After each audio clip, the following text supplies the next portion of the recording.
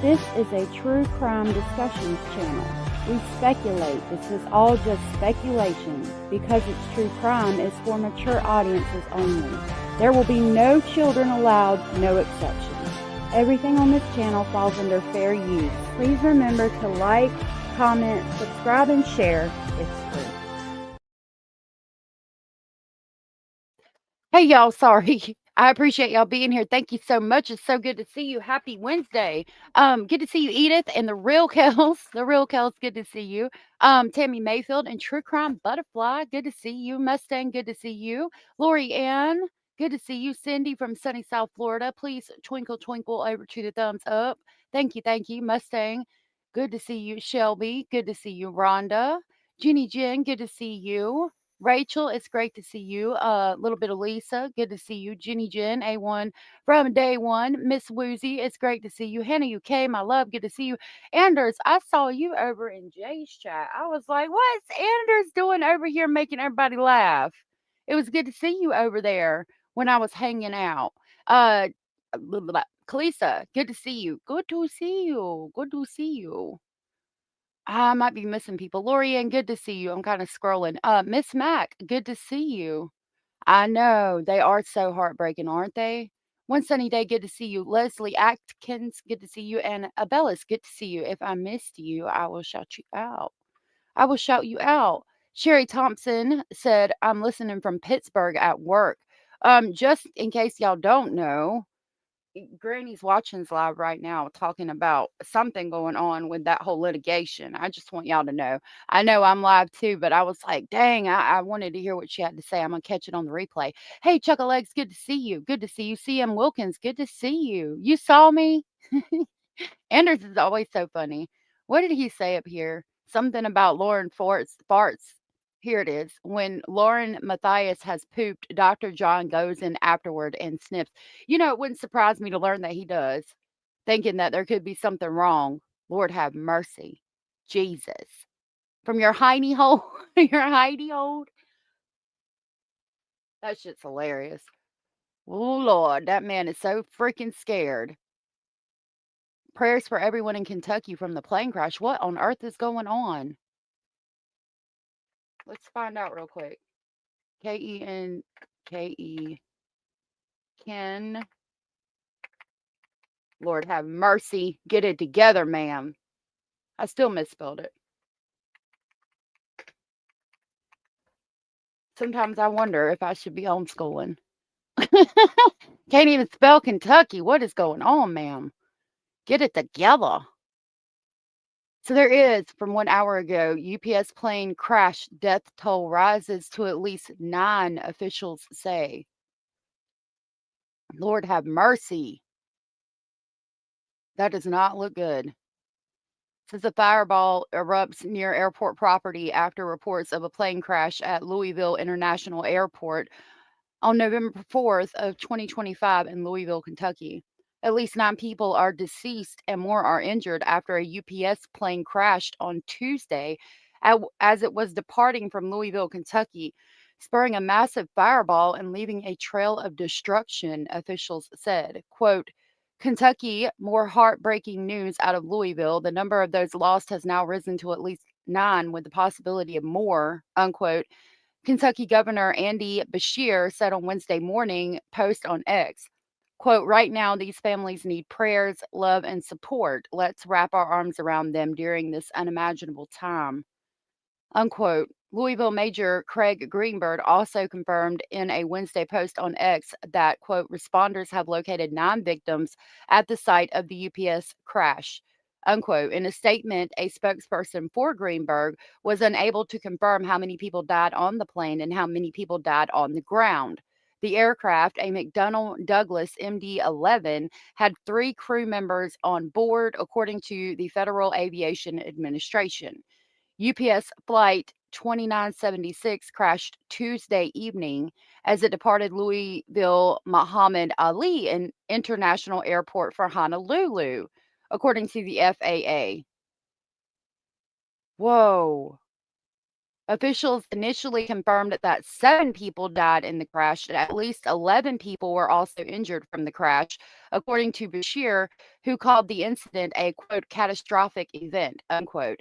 Video from the crash shows a large fireball and smoke plume erupting from the crash site. The plane had around 38,000 gallons of fuel on board, according to officials.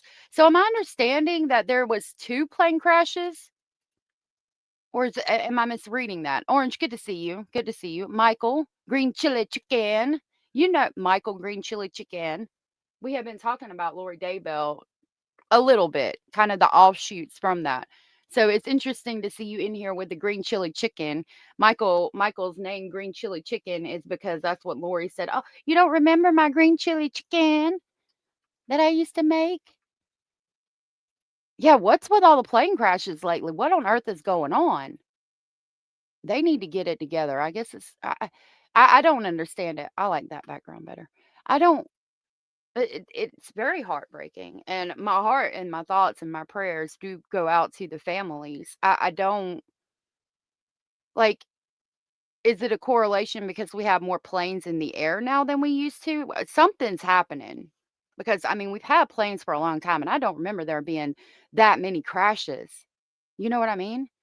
Kalisa said, I have 2 packages of medication and medical supplies for UPS Air stuck there indefinitely. Besides the terrible death toll, others also affected. It's sad. Yeah, the packages and everything. I'm sorry about your medication.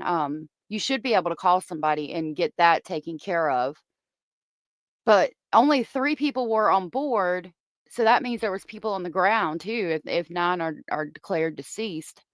One plane, it was UPS 3 on plane and the restaurant on the ground. Oh, shit. The restaurant. Damn. 2.5 times the amount of fuel that the planes at the World Trade Center had. Loaded for Honolulu. Wow. Yeah, her enchiladas casserole. Maybe government shutdown is affecting employees? I don't know. It's got to be something with training. Eh, Anders, you would think maybe a random freak thing happening, but, like, there's been quite a few recently. They were headed to Hawaii. You shouldn't be affected. Okay. Connie, good to see you. Good to see you, love. I mean, Karen. I'm sorry. Connie Branch's sister, Karen. I apologize. Excuse me. Officials issued a shelter in place order for the surrounding area, reduced to a quarter-mile radius around the crash site, the mayor said Wednesday morning. The crash happened on the airport's west runway, the airport said on Tuesday.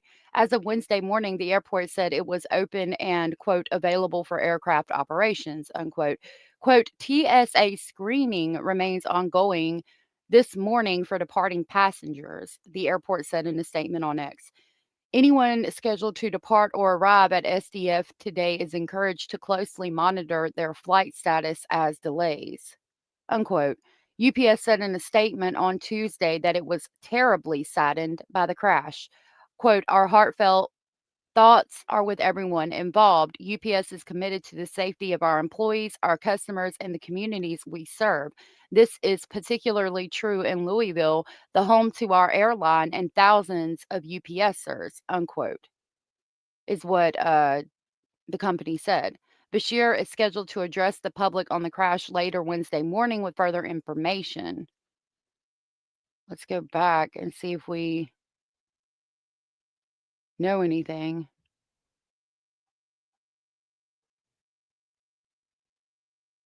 That that one's from 4 hours ago, but it says 9 dead, 11 injured. The one I just read was from an hour ago.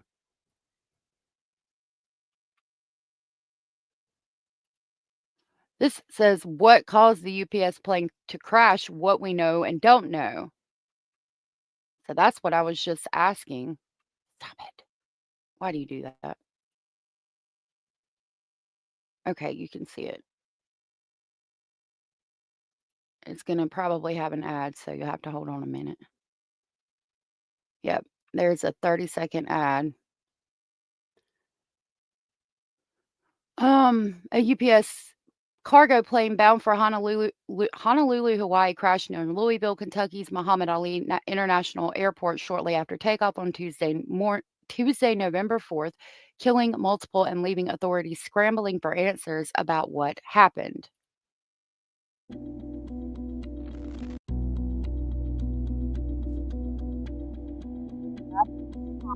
May be disturbing. Security camera captures the moment the plane crashed.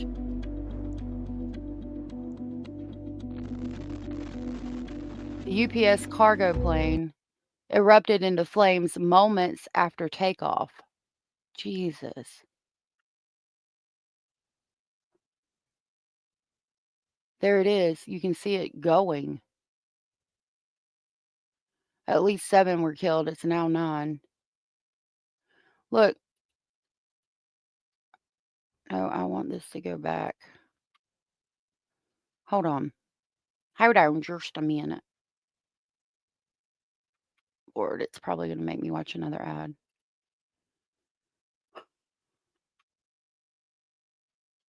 Okay. I'm going to pause it. God almighty.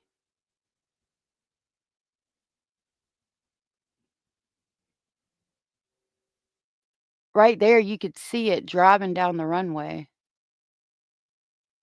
It won't let me go back. So I'm gonna play it again, and you'll be able to see it, like, the flame goes, like, down, like, you'll see the plane driving, and it's just on fire. Forrest Nelson said, "Will they ever find Summer Wells or Sebastian? I sure hope they do, but it's been so long and not seeing any progress, really."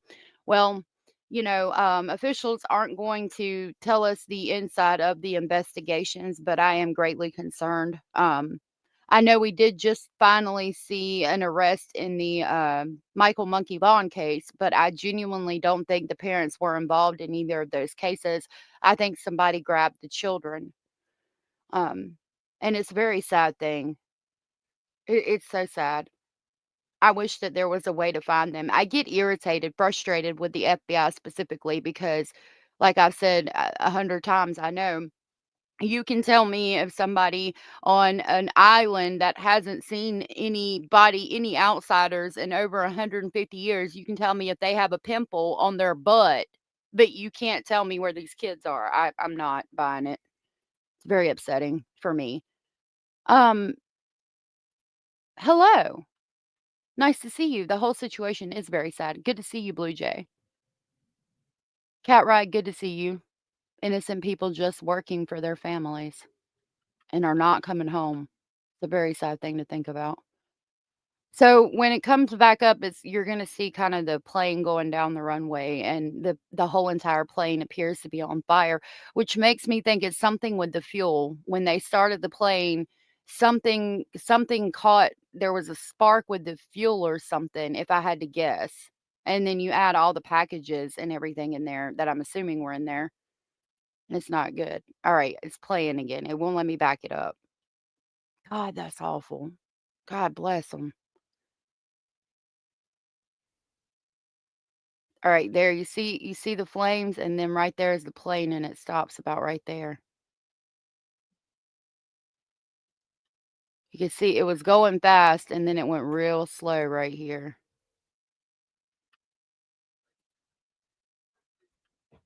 I'll do it one more time,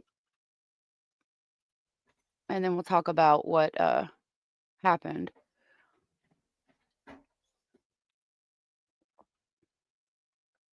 You haven't been keeping up with the butt pimple news. I get mad about that. The left engine on fire and then fell off, said Michael Green Chili Chicken. Hmm, Lord have mercy.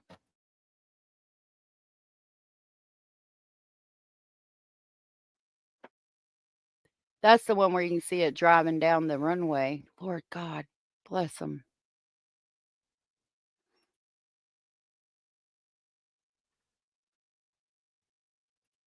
It's my biggest fear whenever my son and daughter-in-law, let's see what they're saying. They're talking about it. I don't know if this is about the plane crash or not.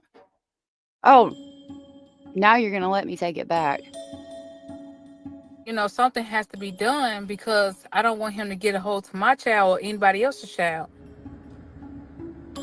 An escaped monkey was shot and killed by a homeowner in Mississippi, is what that's about. All right, let's read what happened to the plane. Miss Woozy said, It's my biggest fear when my son and daughter in law fly back and forth from Japan. That's really cool that your son and daughter in law visit Japan quite often. It is very scary. Rubber Ramada, good to see you. But it's like, it doesn't happen very often, or at least I didn't think it did, you know? There was a past point of stopping. They were past the point of stopping when they discovered it. God bless. Okay, we read the first article and then it continues. While early photos and video document the moments around the devastating crash, investigations into air disasters takes extensive time and research. Determining the cause of the trash Determining the cause of the crash will be part of an already in progress National Transportation Safety Board investigation. Expect full results of the inquiry to take a year or more. Well, I mean, you can tell me something though. Let me take a drink so I'm not messing up when I'm trying to read. The crash also comes on the heels of other high-profile aviation incidents this year, including a fatal collision between American Airlines regional jet and Army Black Hawk helicopter over the Potomac River in January, prompting potential safety concerns.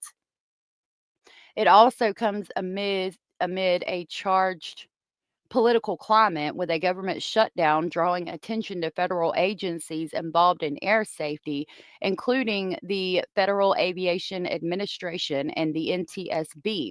Here's what we know in the early stages of the investigation. Okay, that's going to show some pictures. We'll come back to that.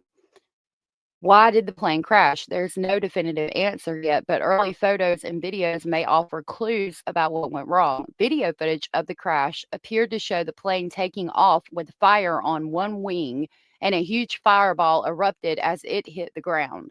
Several buildings in an industrial area beyond the runway were on fire after the crash, with thick black smoke rising into the sky. Congressman Morgan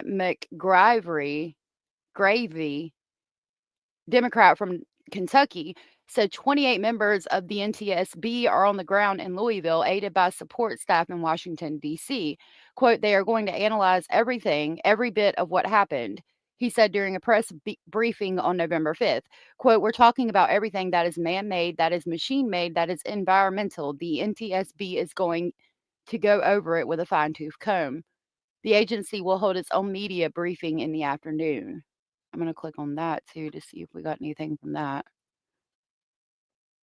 Did the government shutdown cause the UPS plane to crash? I highly doubt it. But what the article says, even in a politically charged climate, politicians have generally avoided speculating about the shutdown's impact on the crash or the investigation.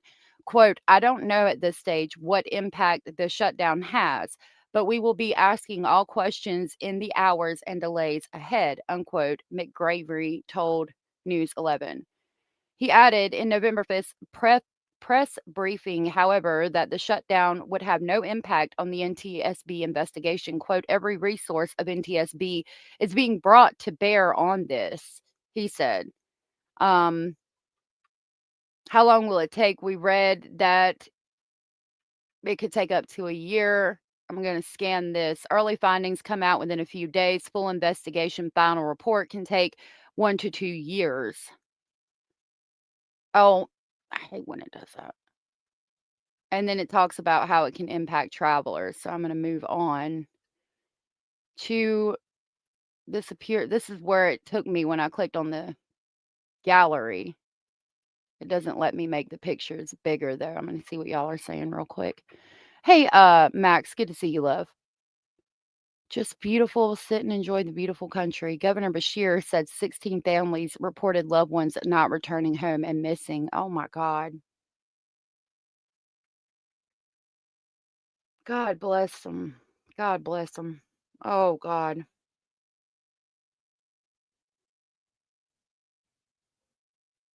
It's so hard for me to think about that. I know it's hard for everybody, but I mean to think about like somebody had said in chat earlier, I mean your husband or your wife going to work just making money to try to pay the mortgage and the light bill and all the things and support your family and then they just don't come home. So so sad.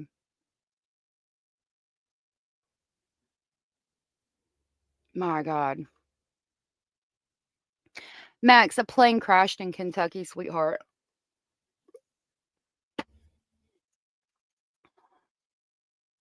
No, there's 9 dead and 11 injured as of right now. 16 families said that, they didn't come home. They've got 16 families are missing family members. I try to mute when I light my cigarette. I apologize. I need a cigarette for this. This is devastating. So, there is a picture from pretty far away, showing the black cloud of smoke and the fireball there. It says, "This handout photo, courtesy of Levi Dean, shows smoke and flames rising from the site of a UPS cargo plane crash outside of Louisville International Airport in Louisville, Kentucky on November 4th of 2025. This says fire and smoke mark where a UPS cargo plane crashed near Louisville Muhammad Ali International Airport November 4th. And you can see the water right there working on putting the fire out. Large plumes of smoke filled the sky over Louisville on November 4th after LMPD and multiple agencies reported a plane crash near Fern Valley and Garden Lane. Why?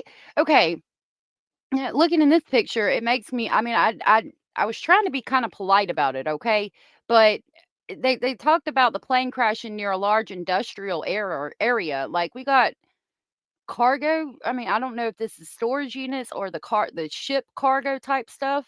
We got a train right here, so there's a train station nearby with trains, like where the train freaking stops at. It's not just railroad tracks through the fucking country. It's like that train is stopped. It looks like. Why do we got this airport so close to an industrial area where shit can do that? Let me throw myself back up here so y'all can see me. Abraham, good to see you. I didn't think that many people traveled in cargo planes. Well, it said that there was 3 in the plane, and then there was more people in the restaurant. And, like, there's a restaurant they crashed like, why is all this shit right there by the runway? Plane was on the motherfucking runway. Like, it hit a restaurant, and there's people, like, in this large industrial area, as it said. Why is all that shit right there? We don't need to have that. So when things like this happen, there's not a lot of people.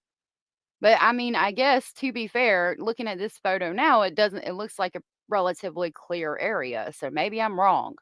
Wouldn't be the first time, won't be the last. It's just concerning to hear, a large industrial area. Like what are y'all doing over there? Cheaper property because of the airport, maybe. 3 crew members on the boat on board, and then the rest are on the ground. Yep. It says under this photo, fire and smoke mark where the UPS plane crashed. The fully fueled plane crashed shortly after takeoff with a shelter in place ordered for within 5 minutes of the airport. Large plumes of smoke fill the sky. See, this is the one where you see the train and everything. Isn't that this thing right here, this blue thing, isn't that like radio control center? So, I mean, if this is radio control for the airplanes, and we've got a freaking train and all these light poles in between radio control and where the crash happened, which is the runway, there's a lot of shit there. Good Lord, look at that. It reads traffic backs up on I 264 Watterson Expressway on Tuesday, November 4th, in Louisville, Kentucky, after a UPS jet plane crashed at the airport. Look how far away you can see that smoke. God, it was a big plane. Cindy said, I'm in Palm Beach County. There are lots of businesses near the runway, even a gentleman's club named the runway. Wow, that's crazy. I also heard they were doing construction on the runway and there was debris. Also, that four people were flying in the jump seats. Could have been a rumor. Lord have mercy. You're just eating your bacon and eggs, minding your business, and here drops a plane. Yeah. By the airport. Hey, Kelly. Good to see you. Also, that UPS cut its required hazmat training for shipping flammable and dangerous supplies from 1 week to only 1 day of training. Uh-oh. I didn't even think about there being flammable, hazardous things on that plane. That's not good to think about any either. Dandelion, it's good to see you. Miss King of Anything said, "Where I live, planes fly over us to head to the airport, and most places I have flown to the airport is in neighborhoods to the airport was probably there and things built up around it." Yeah, so the neighborhood's probably there, and then the airport's probably there, and then there's neighborhoods and stuff that build up around it. Well, I don't know. I don't think you. Maybe they shouldn't allow that within that close of a proximity to the airports, you know what I mean? I don't know. That's just it's concerning for me. Edith, thank you so much for gifting a membership. That was so very sweet and supportive of you, and I greatly appreciate it. That membership went to Forrest Nelson. Forrest Nelson, if you are still here, please tell Edith thank you for gifting a membership. And I'm still going to run our haunted train until next Monday. So I will grab the haunted train to pick Forrest up on the way to Speculation Station. Thank you so much, Edith. That was so very sweet and supportive of you.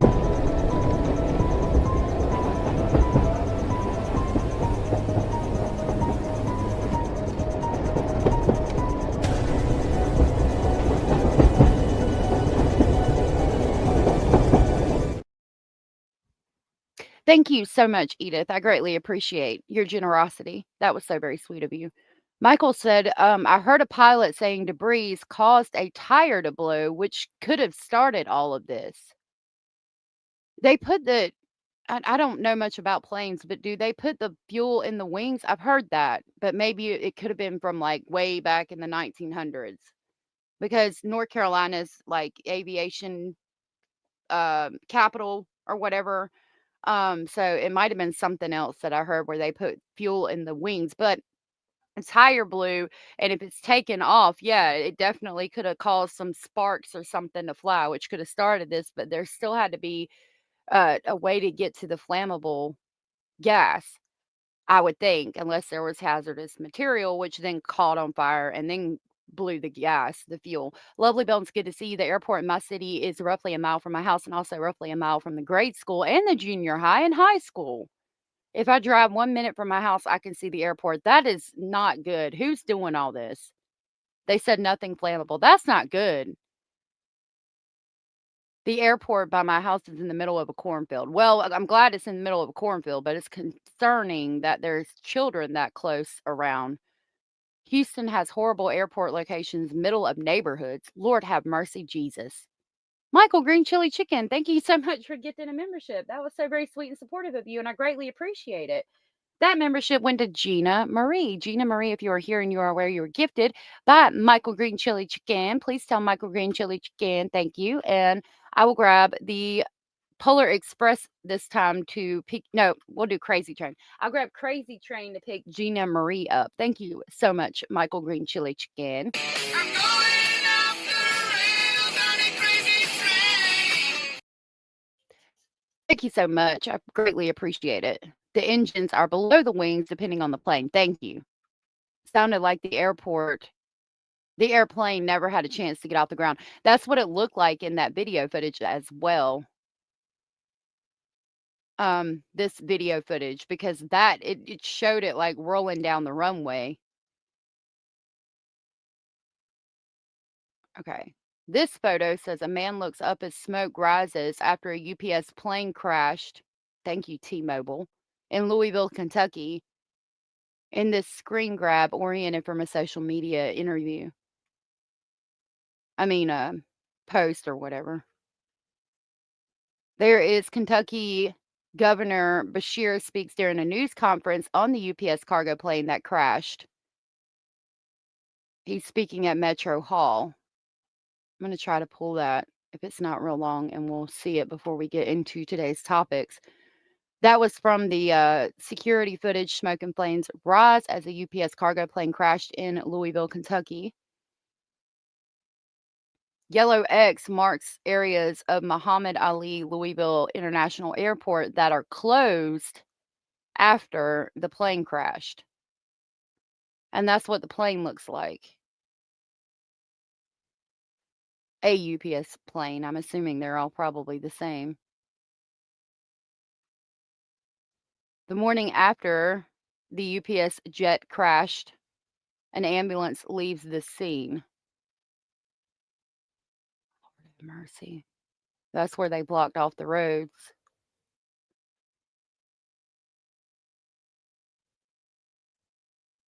Another X. This says, Sabit, an employee of Kentucky Truck Parts and Services, shows a phone video that was taken after UPS MD-11 plane crashed. But they don't have the video. A fire truck sprays water. Oh, yeah, there's a lot of stuff right there. I don't know. Maybe I'm just weird.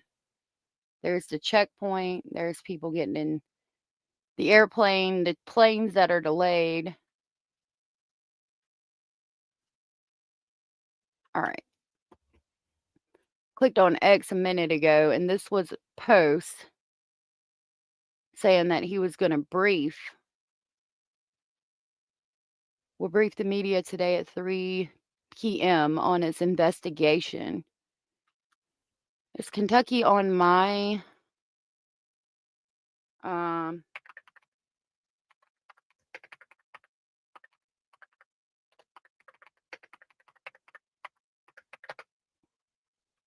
yes, so in about an hour, they're supposed to brief on the crash.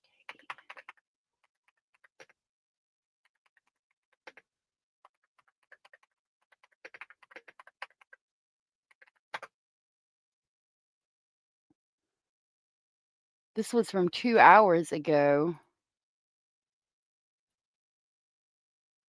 It's a 10-minute video. We'll see what they said. Positive news. We've moved most of that to next week because of a couple of very significant events or things we're experiencing as a Commonwealth right now. I want to start with the UPS plane crash yesterday in Louisville. At approximately 5:14 p.m. Eastern Time on Tuesday afternoon, UPS Flight 2976 from Louisville, Kentucky to Honolulu, Hawaii, an MD-11 with 3 crew members on board was involved in a catastrophic crash in Louisville. The National Transportation Safety Board should have arrived, and I believe they have in Louisville. They will be the lead in the investigation, and they'll be the primary source on any questions of causation moving forward. I'll be traveling to Louisville again this afternoon to survey the damage with Mayor Craig Greenberg, and we'll address the media again afterwards with another update. Our team will share details on that timing. I want to start by acknowledging the impressive work of so many fire departments that took what was a blazing inferno created by a plane with 38,000 gallons of fuel, of aviation fuel, and were able to contain it. So, Michael, green chili chicken, I looked over here for that. We've got this video. There you go. Like, it's going so fast at takeoff that you don't even hear it until afterward. We're going to go right back to the Pressor. Hey, Indy, good to see you. Now at Louisville Airport. What's now? You don't even hear it until after you already see it go by. Look how fast it was going. Look at that.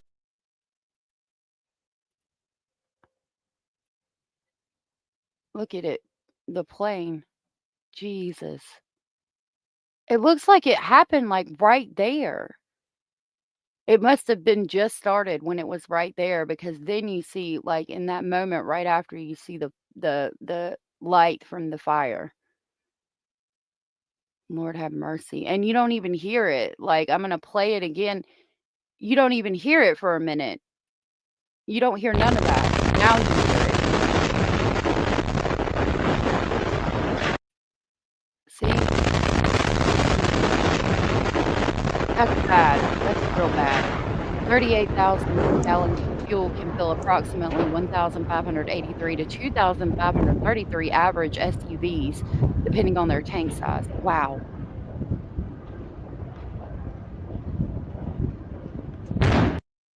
It was so good.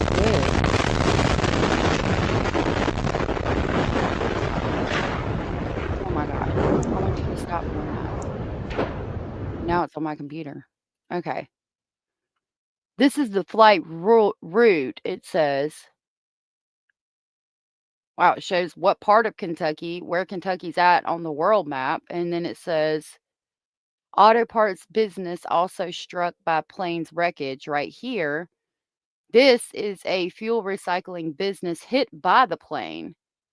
Here's the international airport. It took off from here, circled, and then was coming up, actually probably got off of the runway, and then hit the fuel recycling business, and that's why it looks like there's an industrial area maybe by it.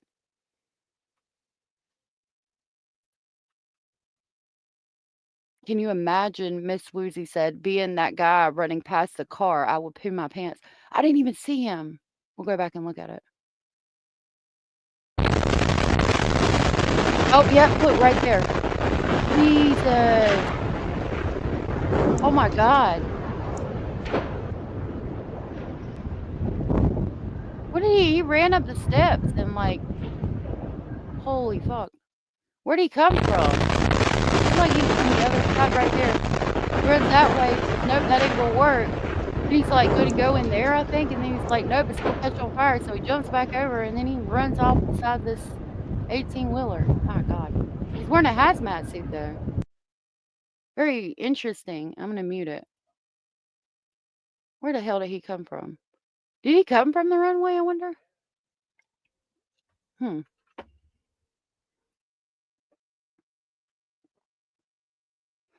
I listened to a pilot explain what happened. It's so tragic. Wolfpack, good to see you. Yeah, I would have thought Armageddon was coming. He came from the red truck. Okay. Lord have mercy. Oh, yes, he did. He came from the back of the red truck. He sure did. Holy Jesus.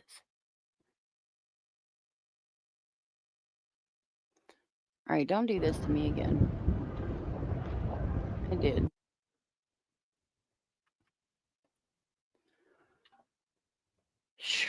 That shows the path of travel, and all of it's just on fire. It had to be leaking fuel for it to be a line of flames like that, I'm thinking. But you know what? We've got some answers. If I just jump over, where is it? Here it is. Got some answers from. It could have here. been significantly worse.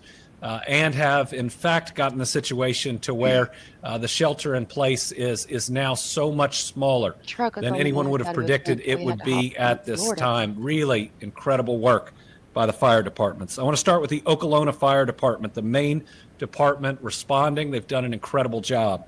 The Louisville Fire Department, the Louisville Airport Fire Department. It was. Fern Creek Fire Department. Pleasure Ridge Park Fire Department. Fairdale. Anchorage, Middletown, Jeffersontown, Zoneton, Mount Washington, Nichols, Lebanon Junction, Southeast Bullitt, LaGrange, Simpsonville, Lexington Fire Department, Bardstown, and Shepherdsville Fire Department. In addition, extra foam to fight the fire came from the Lexington Airport, from CVG, and from Bardstown. In total, over 50 trucks responded. Early January of 2024. Sorry. Right.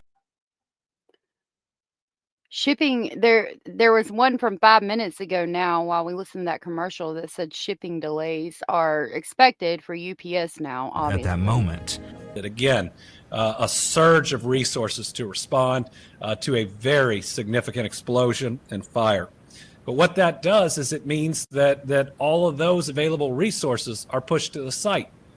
But through careful planning and through more efforts, we made sure we backfilled the departments that were at the scene. So we want to thank the following fire departments for backfilling to make sure that everyone else was protected during this. I'm going to skip past thanking the fire departments. I do appreciate the fire departments doing what they did, but I don't Security. need to hear all that. Louisville EMA, the Airport Police Department, Louisville Metro Police Department, Jefferson County Sheriff's These Office, people St. provided Matthews security. Police Department, Shively Police Department, Kentucky State Police, Louisville Metro EMS, the Metro Sewer District, Louisville Gas and Electric, Kentucky Emergency Management, Kentucky glad they all Emergency came Management, together. I Urban am. Search I and just- Rescue Task Force 1, I want to hear more Kentucky about the ERC, ERT, the Jefferson It looked County like Emergency it. Management, the Jefferson County Coroner, the National Weather Service, the FBI, and there are more. There have been over 200 first responders that were on the scene last night. There is a significant amount of resources in the search and rescue, and ultimately what is probably by now the recovery effort. There was. I mean, it did. I apologize. It did look like the red truck was an emergency vehicle kept by the airport, but it did appear to be too close to respond. Hey, Sunshine Susie Q, good to see you. Okay, we're just talking about the plane crash so far. Wouldn't have been quite as bad if it hadn't hit the oil antifreeze recycling plant. So sad. That's what I'm thinking. Scratch, I wanted to email you. I saw that you put up a post saying that you were making Christmas cards or something. I wanted to get with you on that. Yeah, he was wearing a special suit, which was interesting. I don't know what he was doing. Maybe he worked at maybe that was the recycling plant. I don't know. Kind of weird. That is occurring. I want to thank everybody who was working overnight when it was dangerous, when there was other flammable or explosive materials, but they were searching to try to find any and all survivors and to locate any bodies to try to give families the closure that they deserve. As of this time, I can confirm that there have been 9 fatalities, but I'm now fairly confident that that number will grow by at least 1. We hope it doesn't grow by too many more. I believe by the This is on my computer. It's not on YouTube, so I don't know how to get rid of ads. I apologize. It's almost over though. we'll have a pretty good grasp of both the number of fatalities and, if there are any, the number of missing persons that we're still looking for. Remember, there's a Victim Family Reunification Center at the Louisville Metro Police Training Academy, which remains open. That address is 2911 Taylor Boulevard. As of last night, there had been 16 different families there. I think the mayor's providing an update where that number may now have shrank. At least information I'm getting is those families may not line up with the hospital patients, which means we've got to continue to search that site, hope for the best, but know there may be more loss of life that we're going to learn about today. 2 businesses were directly impacted: Kentucky Petroleum Recycling and Grade A Auto Parts. So the recycling center and the auto store is probably both going to have somewhat flammable items. I think oil is flammable. So there was some stuff that was flammable in those places too.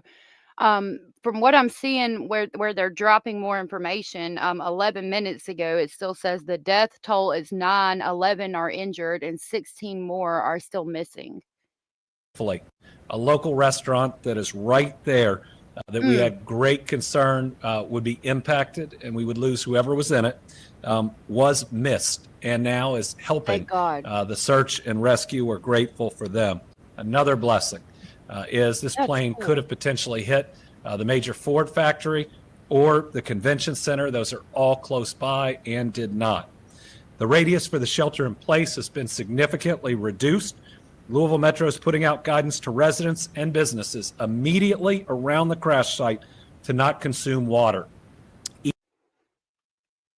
So again, saying not to consume water immediately around the crash site makes me think that it was probably, I mean, obviously you wouldn't want to, but I'm again thinking the fuel was probably on fire and like leaking or something, and the fuel that was on fire got on the ground and the groundwater. It could be what they used to put it out, depending. I don't know. Something got all over the ground and they don't want anybody that's going to be in the groundwater. Forrest, thank you for saying thank you. I appreciate it. I hope the government shutdown is not to blame for this. I don't. What is the correlation you're seeing? Wolfpack said, I don't want to blame it on the government shutdown, but I fear there was a lapse in preventative maintenance. So the government, I mean, it hasn't been shut down that long, though. Like, maybe if it had been shut down for like a month or two, I would think, but I don't know. Hey, Kim, good to see you. Probably the oil, yeah. Mhm. I'm learning that way too. It's been reported that the SD is affecting employees. Lord have mercy. EEC, the Energy and Environment Cabinet, is working closely with the city on this. Other areas are safe. Now, if you are in the suburbs, if you're in other parts of Louisville, you are as safe today as you've been any other day.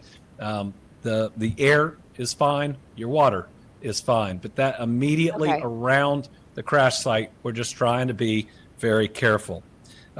In new news today, following yesterday's events, I'm declaring a state of emergency to help us deal with this plane crash. It allows us to move resources more quickly through emergency management and the Kentucky National Guard. It allows state resources to be used also through our agencies to be readily available, Shit. including disaster resource management, expenses related to response, and more, as well as. Here we go with another freaking ad. While that's playing.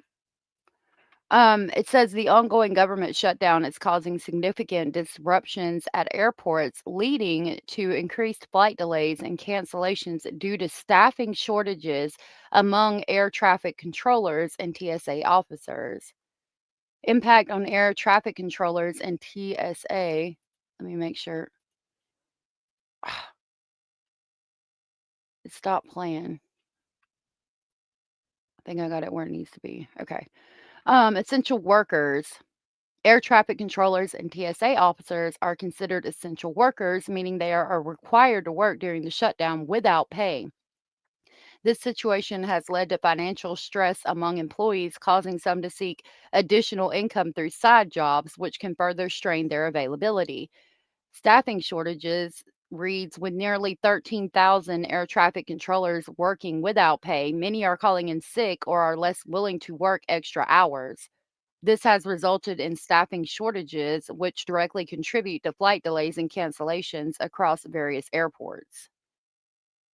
As the shutdown continues, experts warn that the situation could worsen. Initial flight impacts have been relatively minimal, but as staffing issues escalate, travelers can expect longer wait times and more frequent cancellations. Major airports, including Newark and George Bush Intercontinental, have already reported significant delays and safety concerns. The stress of working without pay is raising concerns about safety in air travel. Air traffic controllers are under pressure to manage air traffic effectively while dealing with personal financial issues, which could introduce risks to aviation safety.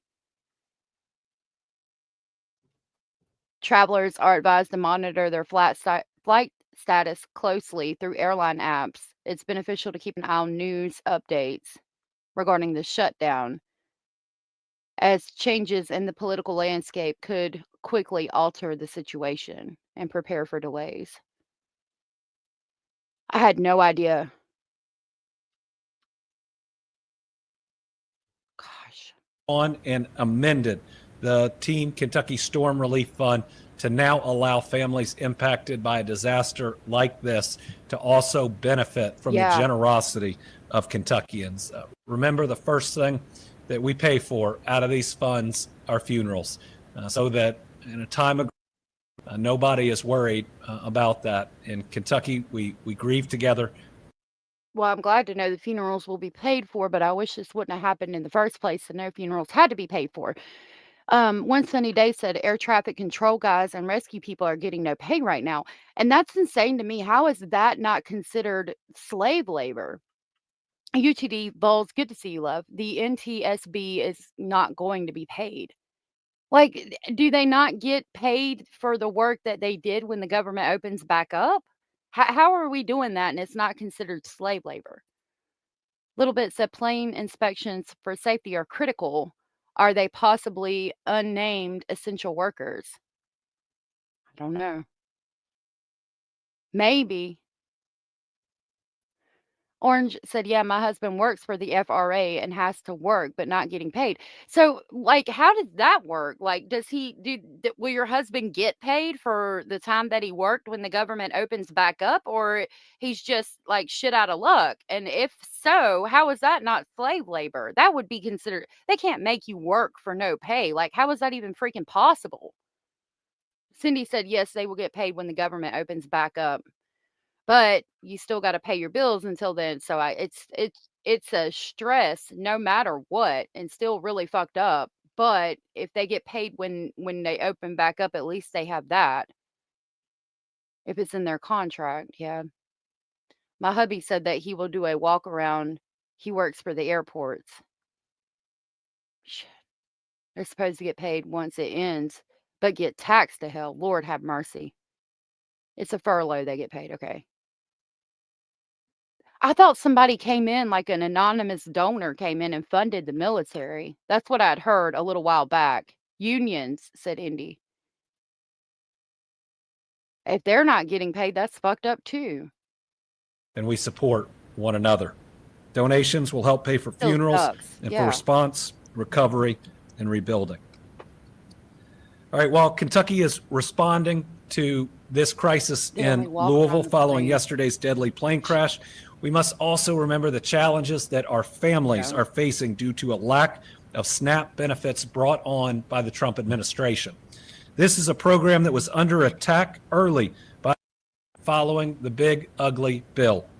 That's why in June I wrote a letter to Kentucky's congressional delegation urging them to consider the harmful impacts of this legislation and how it would hit our people, because SNAP is crucial for Kentucky.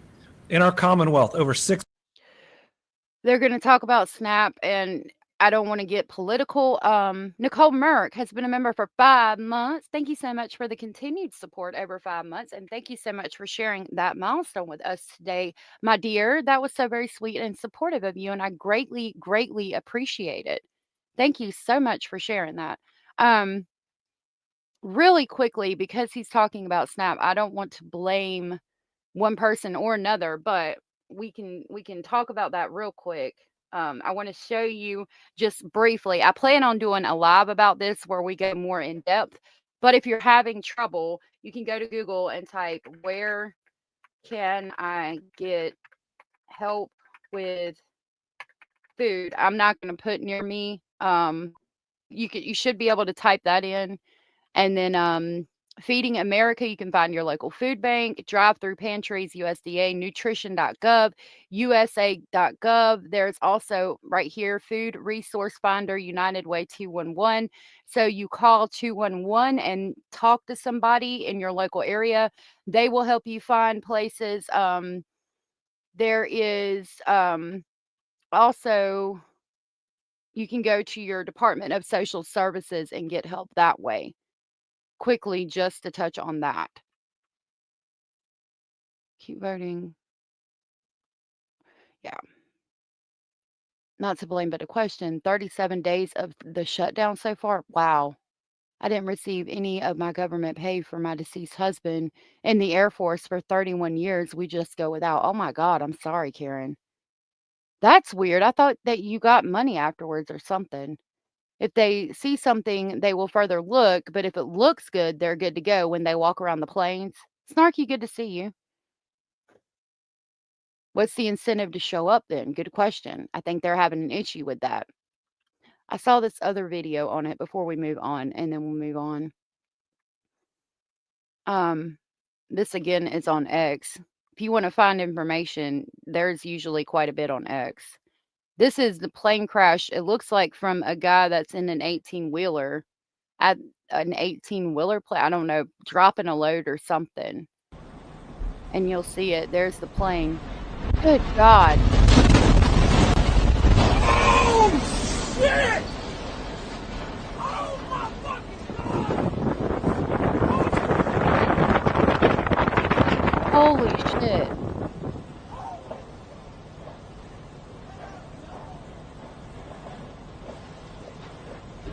I'm going to play that again, but did y'all see that? I'll make it big. Watch. Jesus. Holy fuck. Oh, shit! Oh, my fucking God! Right. Oh my God. No, that's not the Running Man. That's a different man. Yeah, I would have crapped my pants too. Do you see how close that come? Like, Jesus. Oh, shit! It appears that he runs afterwards, though, like, to try to get help. Like, it looks like he's running to try to help me because he runs across in front, going this way. See, it looks like he's going to run back to the truck, but he runs to go help somebody, it looked like. Holy shit. Batman.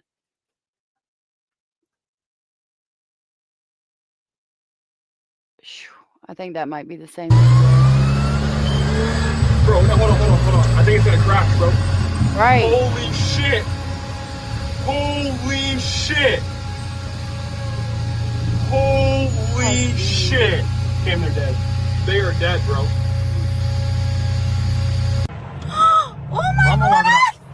Ay, pinga. ¡Corre para atrás, papi! ¿Viste? Te lo estoy diciendo, Dios mío. Ay, pinga. ¡Ay, Dios mío!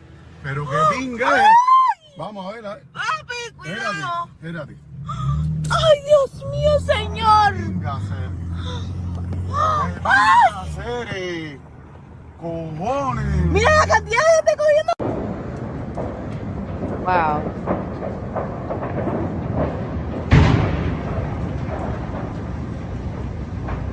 Ебать, все загорело. I don't know if I could. We can see the fire God. now. There's fire up there now.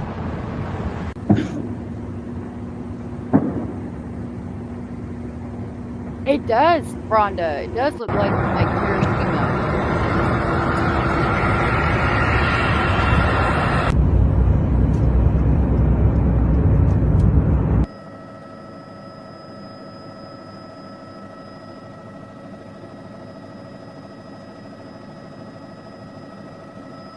Oh my gosh. Lord have mercy. ¡Oh my That's God! the one we just saw. God, look at that photo. Jesus. Everything is on fire.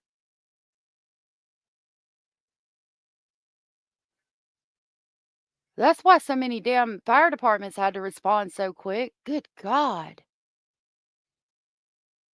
It was very intense. God almighty.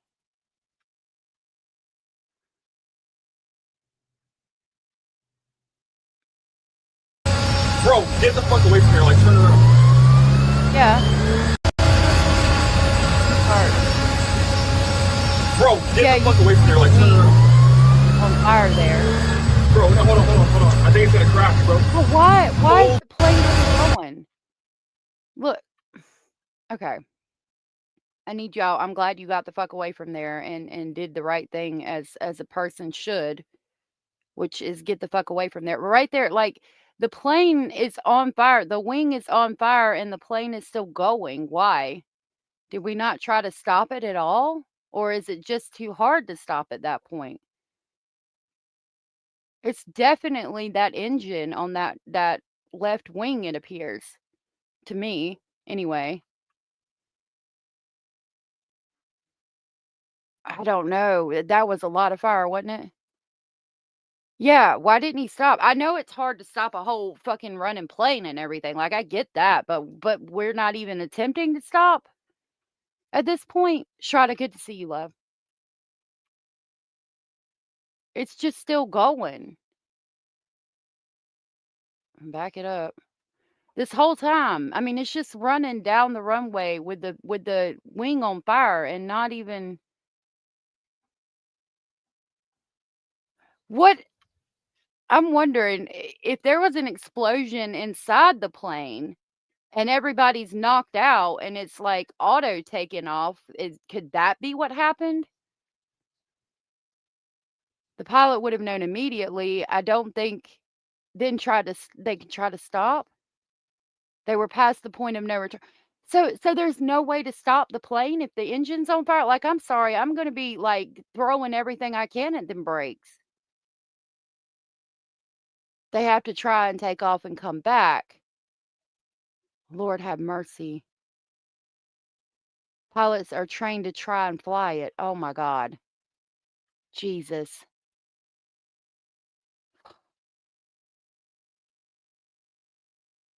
Hold on. I think it's gonna crash, bro. Holy shit! And they're crashing. Holy shit! Holy shit! Damn, they're dead. They are dead, bro. Alright, I'm gonna mute it this time because we're aware that they're dead. I don't need you to tell me they're dead, bro. Wait just a second and you'll see it crash. There it goes.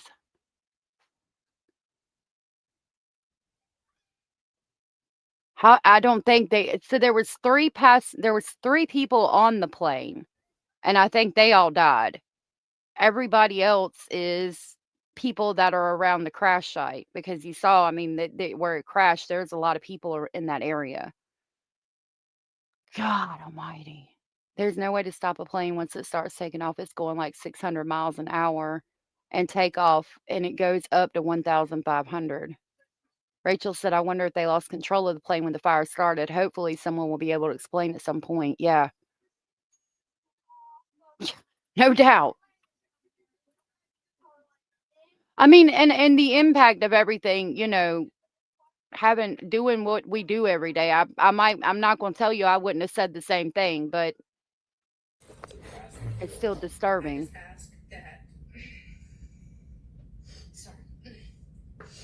just ask that you help me. You help There's the plane. making our roads safer for There it crashes.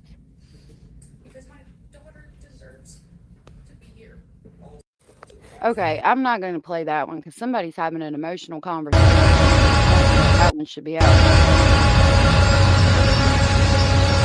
Bro, get the fuck away from here. Like, turn around. Bro, no, hold on. I think it's gonna crash. Lord have mercy, Jesus. I wonder if it just blew up and didn't hit anything. I don't know. Yeah, it was full. 38,000 gallons of fuel, Indy. It looks like it just exploded before leaving the ground, but the other video shows in the air a little. So how did it get off the ground after it exploded? Let's go back and check. This is the big one that shows it all the way. See, his thing cuts away and we can't see it. I think they're trying to take off and it might be a little, that looks like it's close to the ground when it crashes. And then you see it flip over, which means the guy in the 18-wheeler is like right there at the end, kind of the end of the runway, like way down there.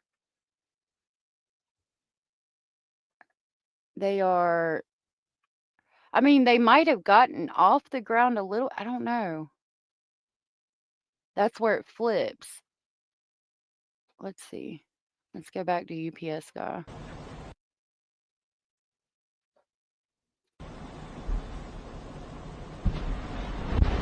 It might not have gotten off the ground. It could be just where it kind of flipped. It might have hit something and flipped, or right when it tried to go up.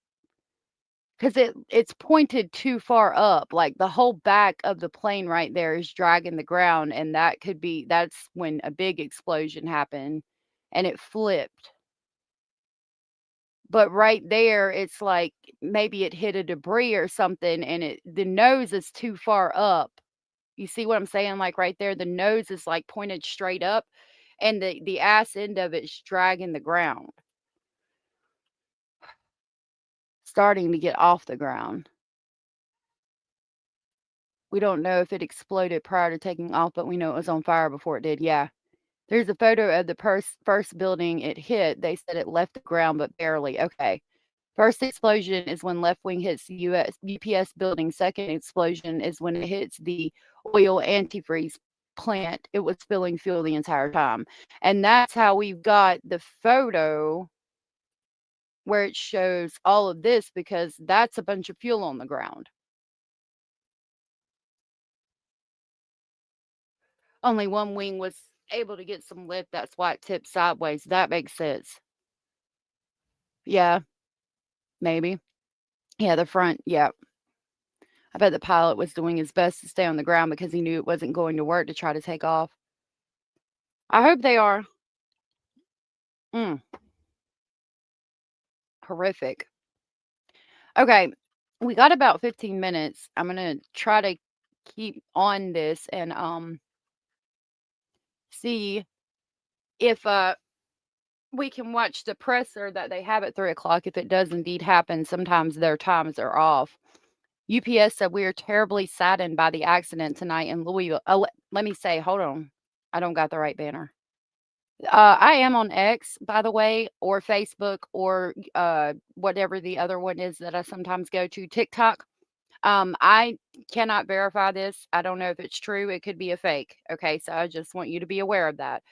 I'm going to start over. Allegedly, this is a letter from UPS. And allegedly, UPS said, "We are terribly saddened by the accident tonight in Louisville. Our heartfelt thoughts are with everyone involved. UPS is committed to the safety of our employees, our customers, and the communities we serve. This is particularly true in Louisville, home to our airline and thousands of UPSers. We are engaged with the National Transportation Safety Board's investigation of the accident and are staying in close contact with the Federal Aviation Administration. We will work tirelessly with state and local authorities on response efforts. As a result of the accident, we are halting packing, sorting operations tonight at Worldport. Family members seeking information should call 800-631-0604. Hey, did you see that plane crashed in Kentucky? My God. I heard there were some survivors and like 3 deaths this morning that they. There's 9 dead as of right now, 11 injured. 16 are unaccounted for. That's the one we saw. There's the traffic backed up in the smoke. That was from the guy that playing the Hudson River. He's got a YouTube channel where he goes over crashes and stuff like that. Yeah. Look, I want to show you something real quick. People try to figure out what happened. I'm going to show Mr. Speculating that video real quick, and then we'll move on until they have the presser. Watch this.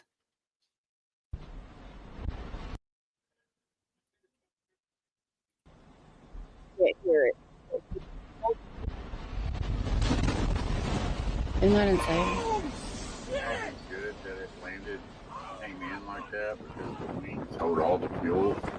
So it spread the fuel out. Yeah. It was going down. So well, the fuel, look, this is all the fuel. Yeah. And then one guy got it where it's like on the runway. Look at this one real quick. Yeah, I'm afraid last night as soon as I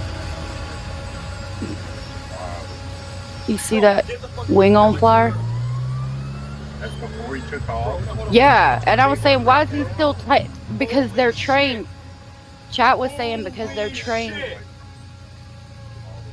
Holy shit! And they're dead. They are dead, bro. You think? They said because the plane's also going like 600 miles an hour and they're trained to like try to take Bro, off. get the fuck away from here, like turn around.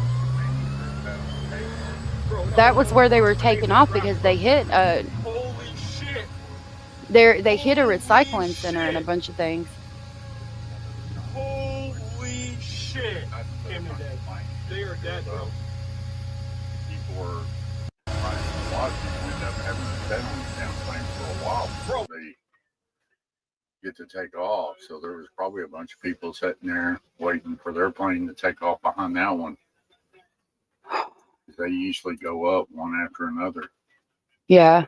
There's see right here, it shows the path. That's the end of the runway and it came this way and it kind of hit over here where all of this stuff is. Yeah, they got trajectories if something goes wrong.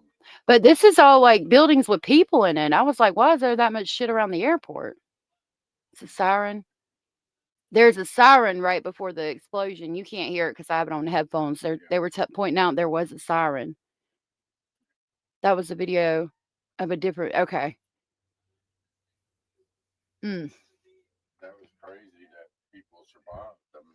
I mean, I think the three on the plane did not survive, but some of the places hit did survive. There's still 16 people missing right now. that's crazy. People even survive. A lot of times that don't happen. Yeah. Top Gun, where the pilot would walk around the plane tugging and pulling on things. Well, checks were neglected here. Yeah. Crazy. All right. So we'll continue on. Got about 10 minutes. This is the flight path picture 5, visible crash site picture 3, picture 4.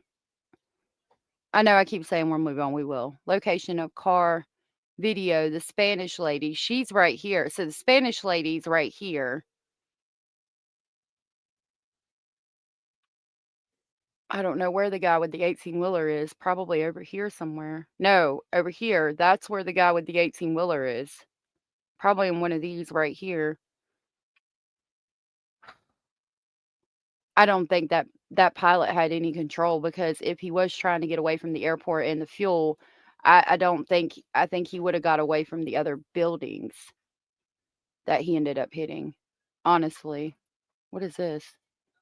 That's where he hit the first building. God. Let me see your locker.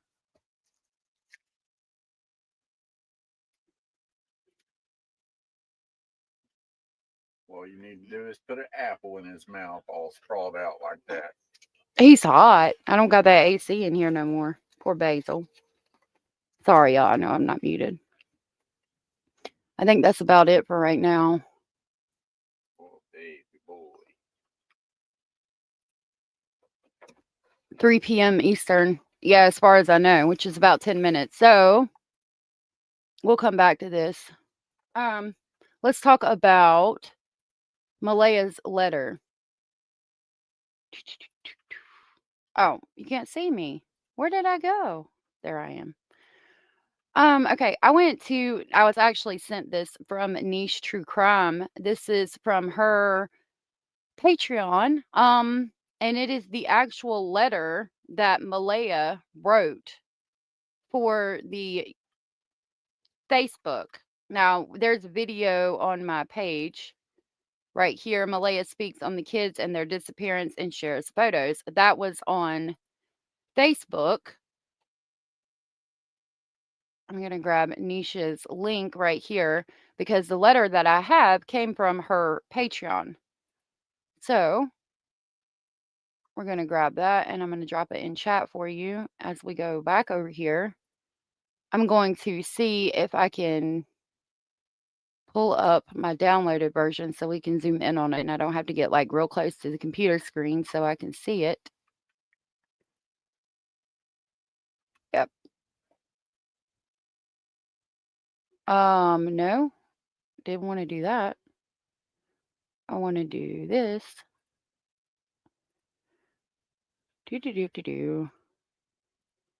Okay, much better. Okay, now we can zoom in. I don't know if it says please bring them home. Okay, so that's for the group that she was working with. Now, people told me in my chat last time that she's no longer working with them or there's some kind of fallout going on between her and Please Bring Me Home. I don't honestly know. I haven't seen a lot on that.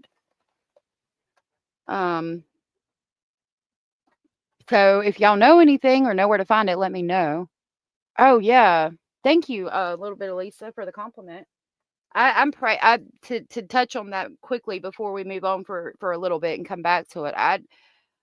I'm so sorry for the families. I'm sorry for the people that are working without pay right now. I'm sorry about the SNAP benefits. There's a lot going on that's very upsetting and stressful right before all of the holidays too. I'm terribly sorry for everything that's going on with everybody right now.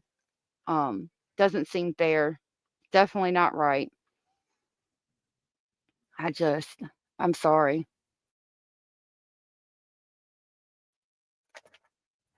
Abraham, the engine fell off on the strip, but the wing was already on fire. Okay, that makes sense. I work on the 7th floor of an 8th-floor building, probably the tallest building in town. We have a small airport that Amazon flies out of, not far from the building, and I worry all the time. I'm so sorry, Kelly. Delicious that's scary. She may have wrote it, but someone told her what to write. You think so? Plane turned and burnt and wrecked a mile beyond the runway. Pretty sure Malehya was never working with them. It was Belinda. The paternal grandmother was working with them, but she called them at the beginning of the search a long time ago.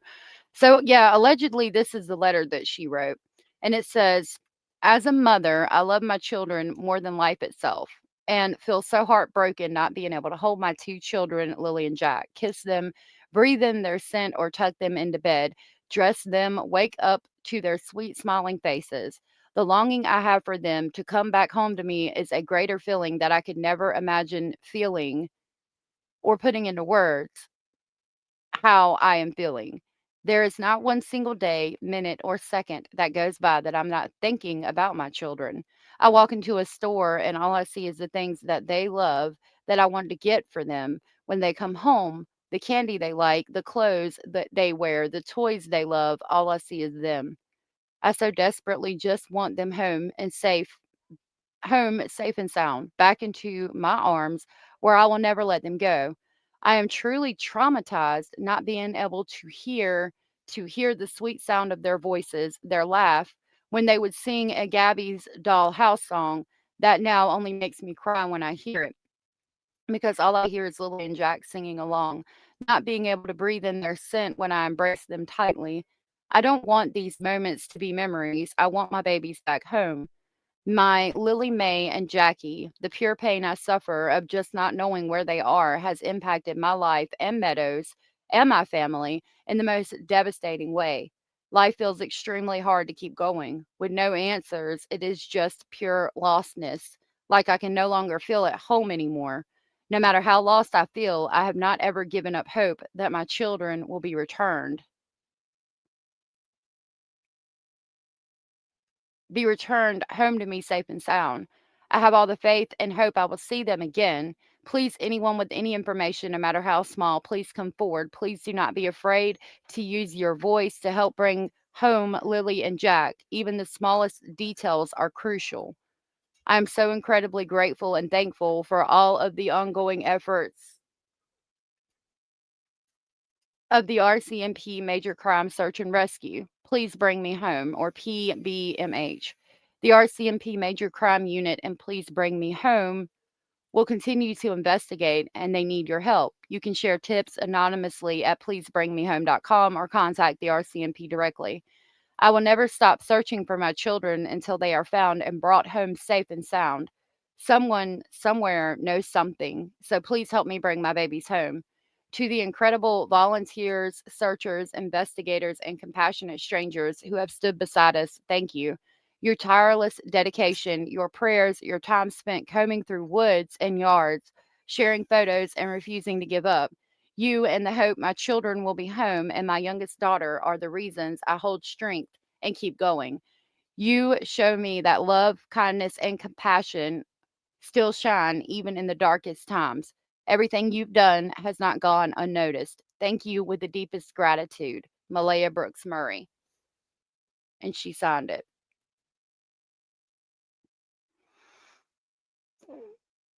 JDR says, I suspect someone wrote this for her, or at least edited this for her. It may be that her handwriting, but we have to have proof of that. I think she wrote it and it's her handwriting. I noticed a few things that were different in what was posted on Facebook. Like they didn't put all this. Some of it they did, but specifically where she talks about I am truly traumatized not being able to hear the sweet sound of their voices. I didn't remember traumatized being in there, and my life in Meadows and my family, this has impacted my life and Meadows and my family in the most devastating way. Life feels extremely hard to keep going. That was edited out of the Facebook post as well. My thoughts are if she got somebody else to write it, why wouldn't she use AI? You don't trust Malehya? Why hasn't she been part of the search efforts? That's a crucial thing for me. When your children are missing and you don't appear to be searching, it is bothersome. I am very upset at the fact that she talked about the candlelit vigil for Jack's 5th birthday and then never showed up. But Daniel was there. Like, I think it's time now for her to come out and for her to show up. And I thought with this letter and the things that she said on Facebook that she would be there. It made it seem like she was going to be there.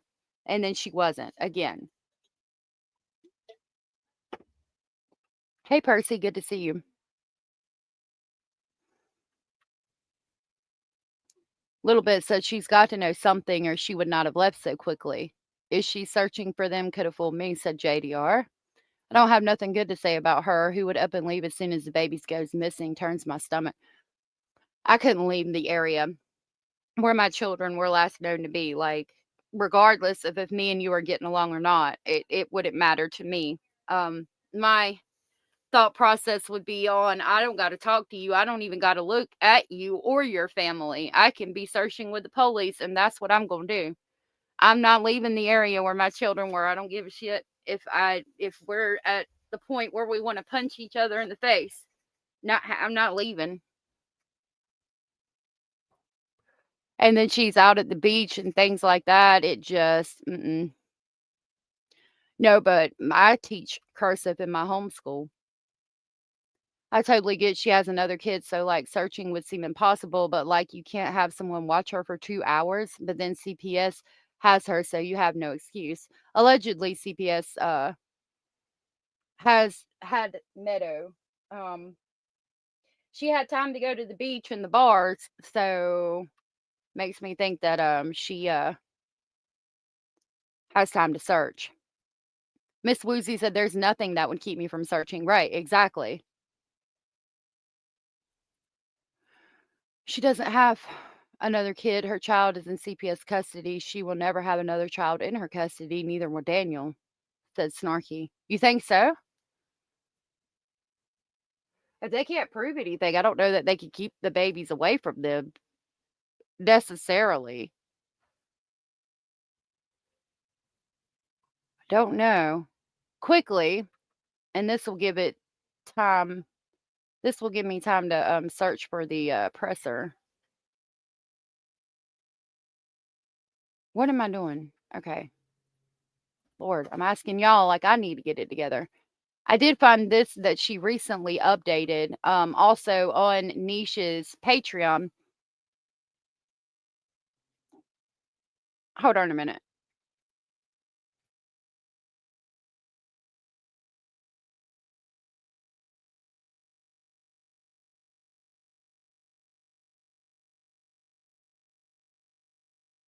Because they got packed up. Nosy. Looking at my Amazon packages.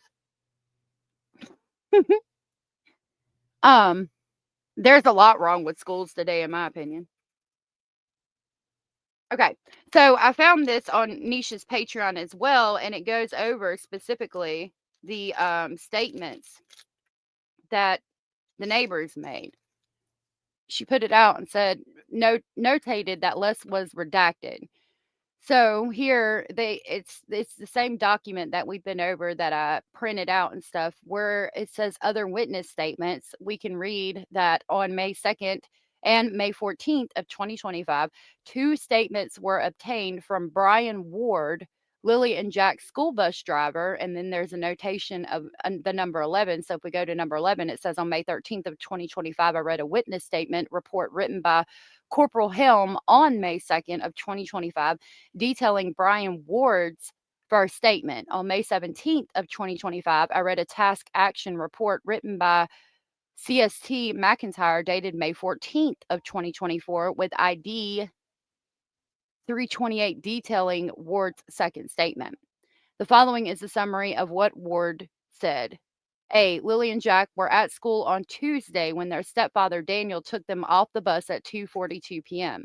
There was no school on Wednesday, and they were not at school on Thursday and Friday.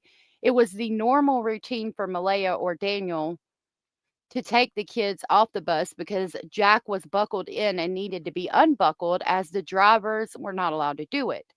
The buses have video surveillance. He pulled the video and dropped it off at the bus depot. He found out Lily and Jack were missing from his daughter and went to help with the search Friday and over the weekend. Nancy Gallant spoke, which is Jack and Lily's teacher. The following is a summary of what she said. Gallant never met Malehya but spoke with her. Gallant asked Malehya about the kids' biological father. Malehya said he did not have contact with them. I mean, it just goes through witness statements. We're looking for specifically Brad Wong, the neighbors. She said less is redacted. Chance Lay's Daniel's friend called him Friday night to tell him the kids were missing and asked if he would help search. Lay's, Daniel, and their friend Adam Roy went out and searched the area on Saturday. Lay's used to work with Daniel at the sawmill, more than likely. I don't know, it's redacted, and found him to be a hard worker who was reliable. Here's a statement from Justin Smith. On May 17th, CST Donaldson took a statement from Justin Smith, who lives in the area where Jack and Lily went missing. There's a 19. It's going to tell us. On May 22nd of 2025, I read the task action report written by Donaldson, dated May 17th, detailing Justin Smith's statement. The following is a summary of what Justin said. Justin Smith said he was on good terms with Mackenzie family and helped Janie out in the past. He did not know Malehya, Daniel, Jack, or Lily specifically. On Thursday night and a Friday morning, he was up around 1 a.m. on Facebook. Around 1:30, he heard a car on 289 turn around by the railroad tracks in the area near Gerlach Road and Lansdowne Station. It made noise, then went quiet. The vehicle was quiet for about 2 minutes, then drove toward Larrig Road. He later spoke with Brad Wong, who informed him Daniel's vehicle came and went 5 or 6 times that night. Wong said the car Smith heard was Daniel. Smith helped with the search on Friday, Saturday, and Sunday, but did not find anything. Now, hasty searches. So that's just talking about the search areas.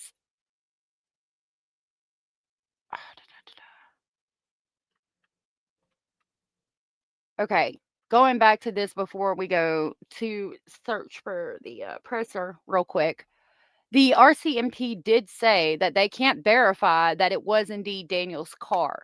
Okay, but Wong talks about seeing lights over the treetops. If it wasn't Daniel's car, like I'm thinking, if the RCMP said they can't verify that Daniel left or went anywhere. Wong said it's Daniel's car. Daniel said that his car was broken down at the time. Now, I'm wondering, like, okay, if they're not concerned about it or worried about it, but still not putting anything out about it, what if Daniel came to them and was like, look, I've got a problem. There was people coming that night and going, but it wasn't what you think. It was, my man bringing me something or something like that. I don't know. I'm just coming up. I'm just speculating. You know what I'm saying? then they probably would have checked that out and found it not to be true. So then when these statements come out about that, they're like, it's not true, but we're not really going to give you any other information on it. But if that was true, then in these documents, we would probably see more redacted. But I mean, all of this is redacted. And that's talking about Chance Lays. Like, what if this is talking about something like that? You know what I mean? I don't know what to make of all of it. I don't think anybody does. And this talks about the search. Who really needs to be interrogated? That's a good question. I met all my kids' teachers. I don't believe anything Malehya or Daniel or Janie has to say about what happened on that property. Well, this document specifically talks about them passing the polygraph.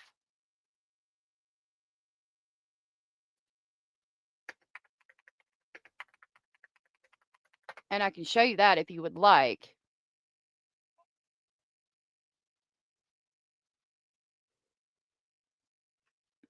Let's go. I know you can't see. I am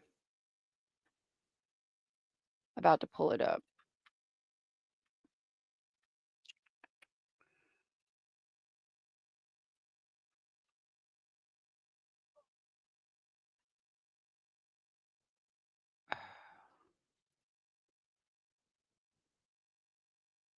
One minute.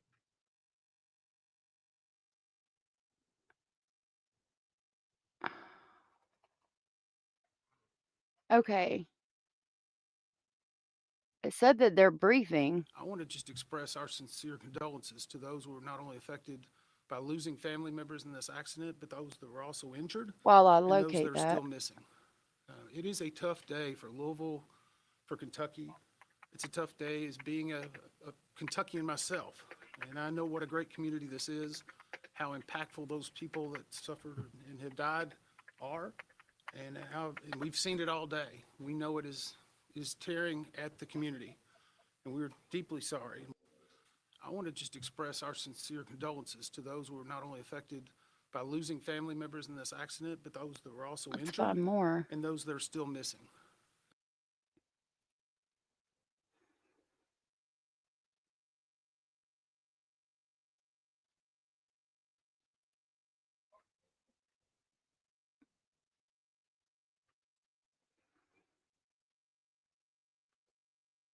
This just goes back to October 1st.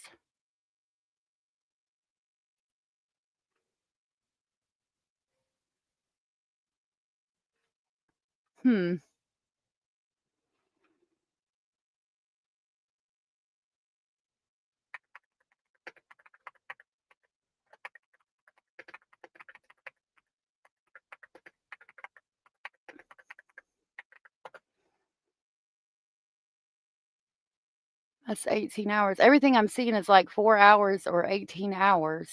19 hours, 19 hours, 3 hours, 8 hours, 19, 17.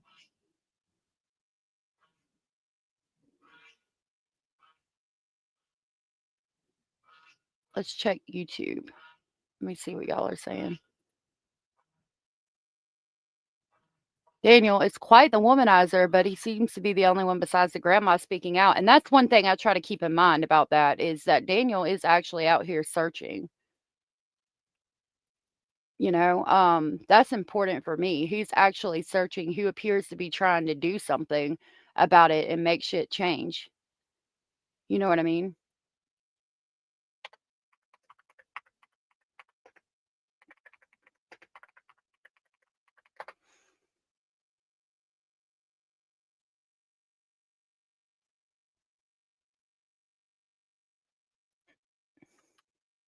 For our friends and partners at UPS, and really all the first responders that are out there right now, and everybody else that is going to be impacted by this tragedy. So I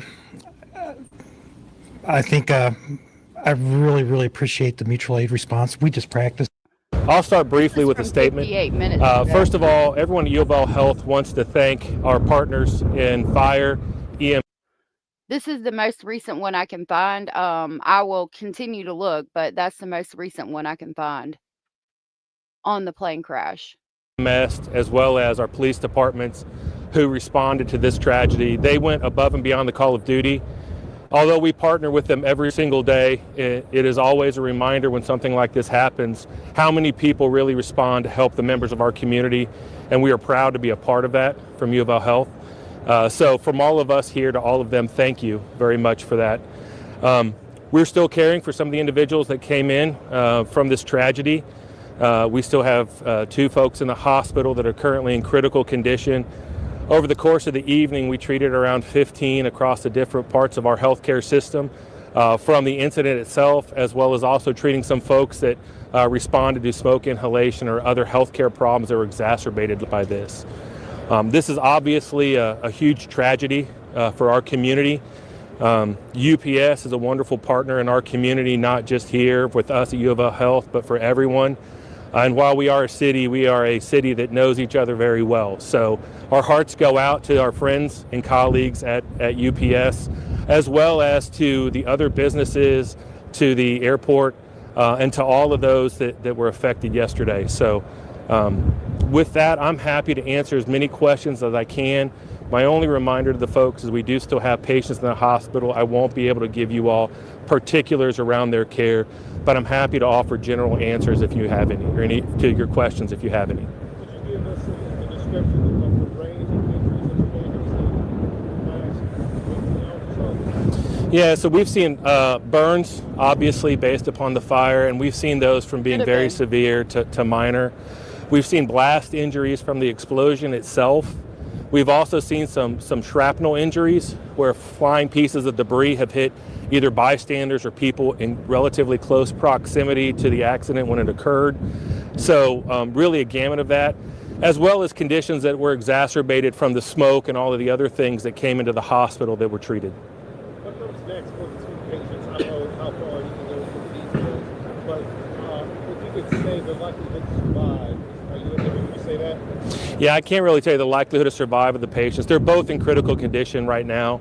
Both are very sick, so we're still working on treating them from their injuries from that standpoint.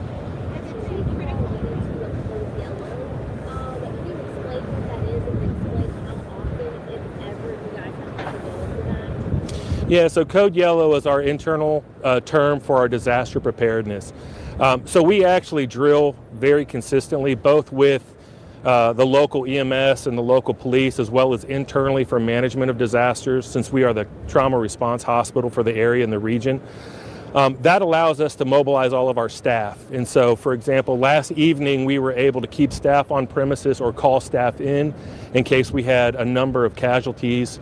Particularly early on, we didn't know the type of airplane that might have crashed. And so, thinking worst case scenario, if it was a massive passenger airplane, you can talk hundreds and hundreds of casualties. And so we would stand up all of our capabilities in order to treat those patients, as well as work with the local providers to say, hey, other hospitals can help, and how can we support those hospitals with knowledge as well as other help that we can provide.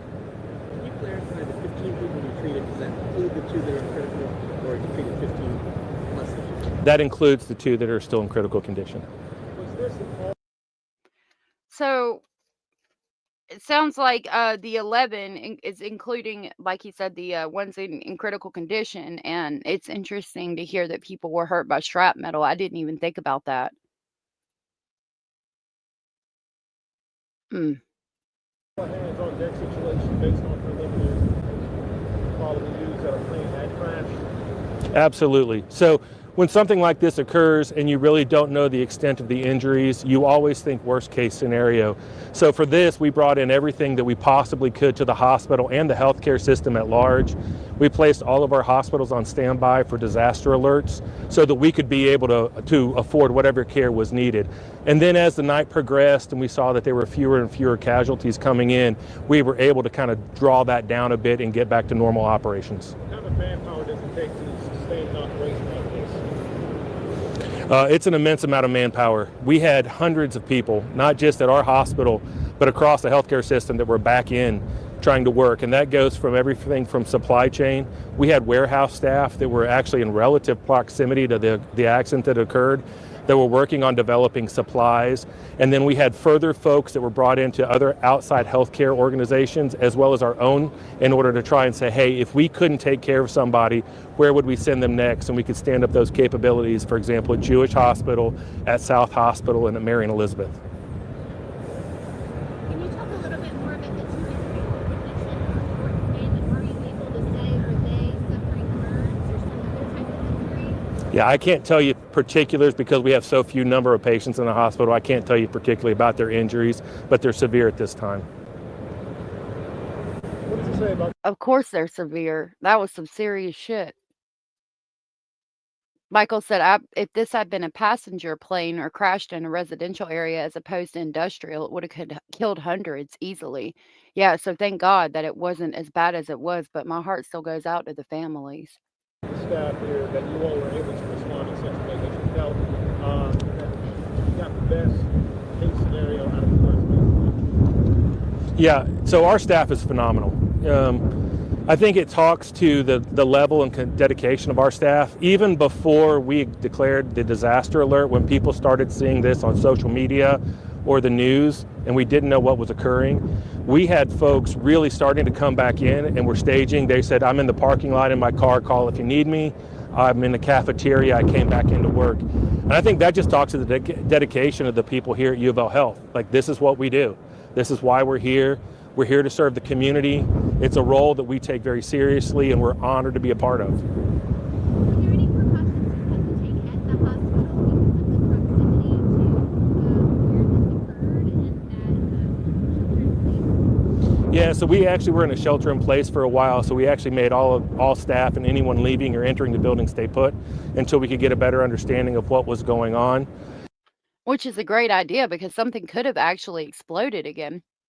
Mike, referring to the information that we put out on Malehya, and them said, don't know what happened, but Daniel allegedly took 3 polygraphs by 2 different testers, and the rest only took 1. Daniel was allegedly only one we know of brought again to be interrogated. Second, searched his place again. I had recently heard about that. I need to get some receipts on that. I'll work on finding something on that. But I had heard that he was taken in and interrogated again. No, you're good, Mike. You're okay. Actually, it's funny. My chat picks on me sometimes. They don't pick on me. They appreciate me because I can tell usually what somebody's trying to say, even if they mistype. And I think it's because of teaching small children to write and homeschooling and things. I don't know that I can usually tell what you mean to say, but you're good, sweetheart. Additionally to that, we were working with FAA for our own helicopter transports to make sure that, what did we need to do as far as managing the helicopter transports in. And then the other part was keeping it open depending on the number of ambulance transports we might have. It's keeping the routes open to allow that access so they weren't clogged down with other people coming into the hospital, cars, things like that. What are conversations like, if any, between U of L and the FAA particularly with the patients who are going to be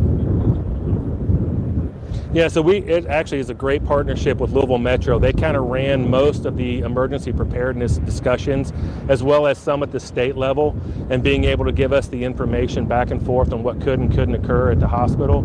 Additionally, with that, particularly with the National Transportation Safety Board, we've been in contact with them for most of the evening, trying to connect them with the patients so they can understand who was here, who might have been at the scene, and who they may have to discuss or interview as they examine this accident.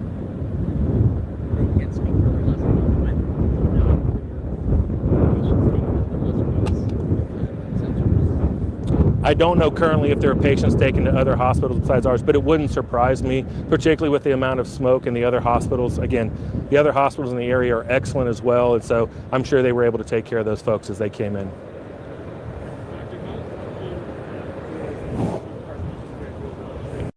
It's hard to hear the questions they're asking. I looked briefly on information about them. Yeah, Taiwanese.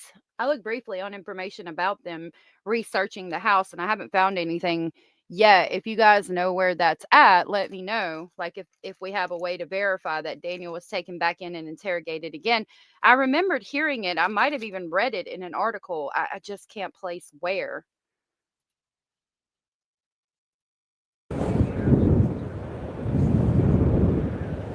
Yeah, so we actually do massive, what we call massive disaster drills, at least once a year, and we actually just had one about a month and a half ago that was involving a quote-unquote plane crash at the airport.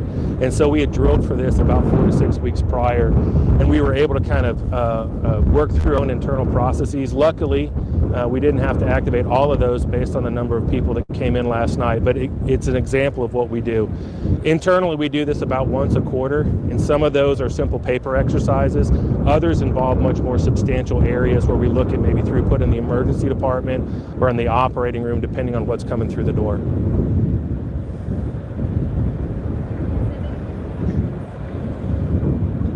How important is it to triage people out, first responders triage blood, how important is that for your concept? Yeah, so luckily with the number of casualties coming last night, triage was not a factor. We were able to manage and take care of anyone that would come to us. But I don't think you can overstate the importance of, for example, decontamination and triage at the scene. There was a massive amount of jet fuel that was spilled in the area. So they were taking care of those patients, cleaning them, making sure they're decontaminated before they ever got to us.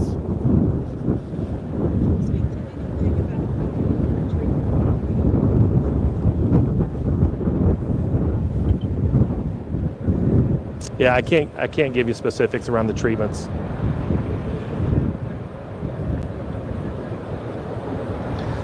I can't give you specifics about the patients. I can give you in general. You know, if I look at generalities, patients that suffer blast injuries, the biggest problem we have with blast injuries is it's basically like a car accident, is that multiple areas can be injured all at the same time. You contrast that, for example, from a shrapnel injury, which would be more like a bullet wound or a stab wound, where you can identify, you know, what's actually injured based upon some external signs that you see. Burns are obviously a completely different beast. Burns can take a long time I didn't even think for about care. that. They usually take a lot of skin grafting and other things. Luckily, we are an ABA burn center. We're one of the few in the country that are an ABA burn center. And so we've got the resources to manage some of these larger burns that might come in, be that in this area or in other accidents that we may have. So we do have those capabilities, but it can be a very long time depending on how severely someone might be burned or what's going on with them. Sure.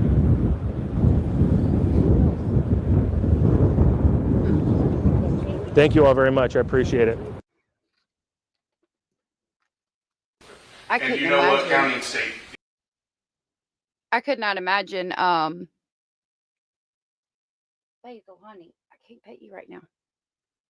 I couldn't imagine the burns and things like that that's going on. In the hospital. Mike said such a sad deal. Poor people. I know. I can't imagine. Mike said that Daniel told Drunk Turkey on a live that he was questioned again 2 hours about part of a blanket. I did see something on the blanket from 3 days ago. We'll go back to do. Hold on. No, it wasn't. That wasn't it.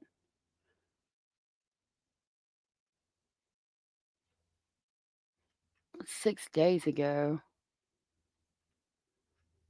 We'll read this update from 3 days ago from Global News, but it could be just going over what we already know. I'm not so sure I'd want to go through the healing process from jet fuel burns. I can't even begin to imagine the suffering and everything that those people are going through alone. And I mean, that's just one part of the whole entire beast. Mrs. Mack said one of the YouTube groups, and I'm so sorry, I can't remember which one. I heard that both Daniel and Malehya were taken and questioned again recently. It makes sense because it's been so long since the kids went missing that it makes sense that they could be questioned again just out of good measure to see if their stories would change. I don't believe anything Daniel has allegedly said online. It's either not him or he's saying just what he believes they want him to say. Mike, thank you so much for the super sticker. I greatly appreciate that. That was so very sweet and supportive of you. Thank you so much. Look, it's a little pear flying through the air. That's so cute. Thank you so much. I greatly appreciate the support, Mike. That was so very sweet of you. Thank you. Um, I don't know. I mean, I think they verified that it was Daniel. He only chooses certain places to go. Um, I don't know. I think it could be him. I don't know. It's a weird situation all the way around. I mean, we still have no answers as to where the children are, and it's been this long. It's all very very concerning. They need to interrogate everyone again, and I agree with that statement. And I'm thinking that that could possibly be why they were taken back in again.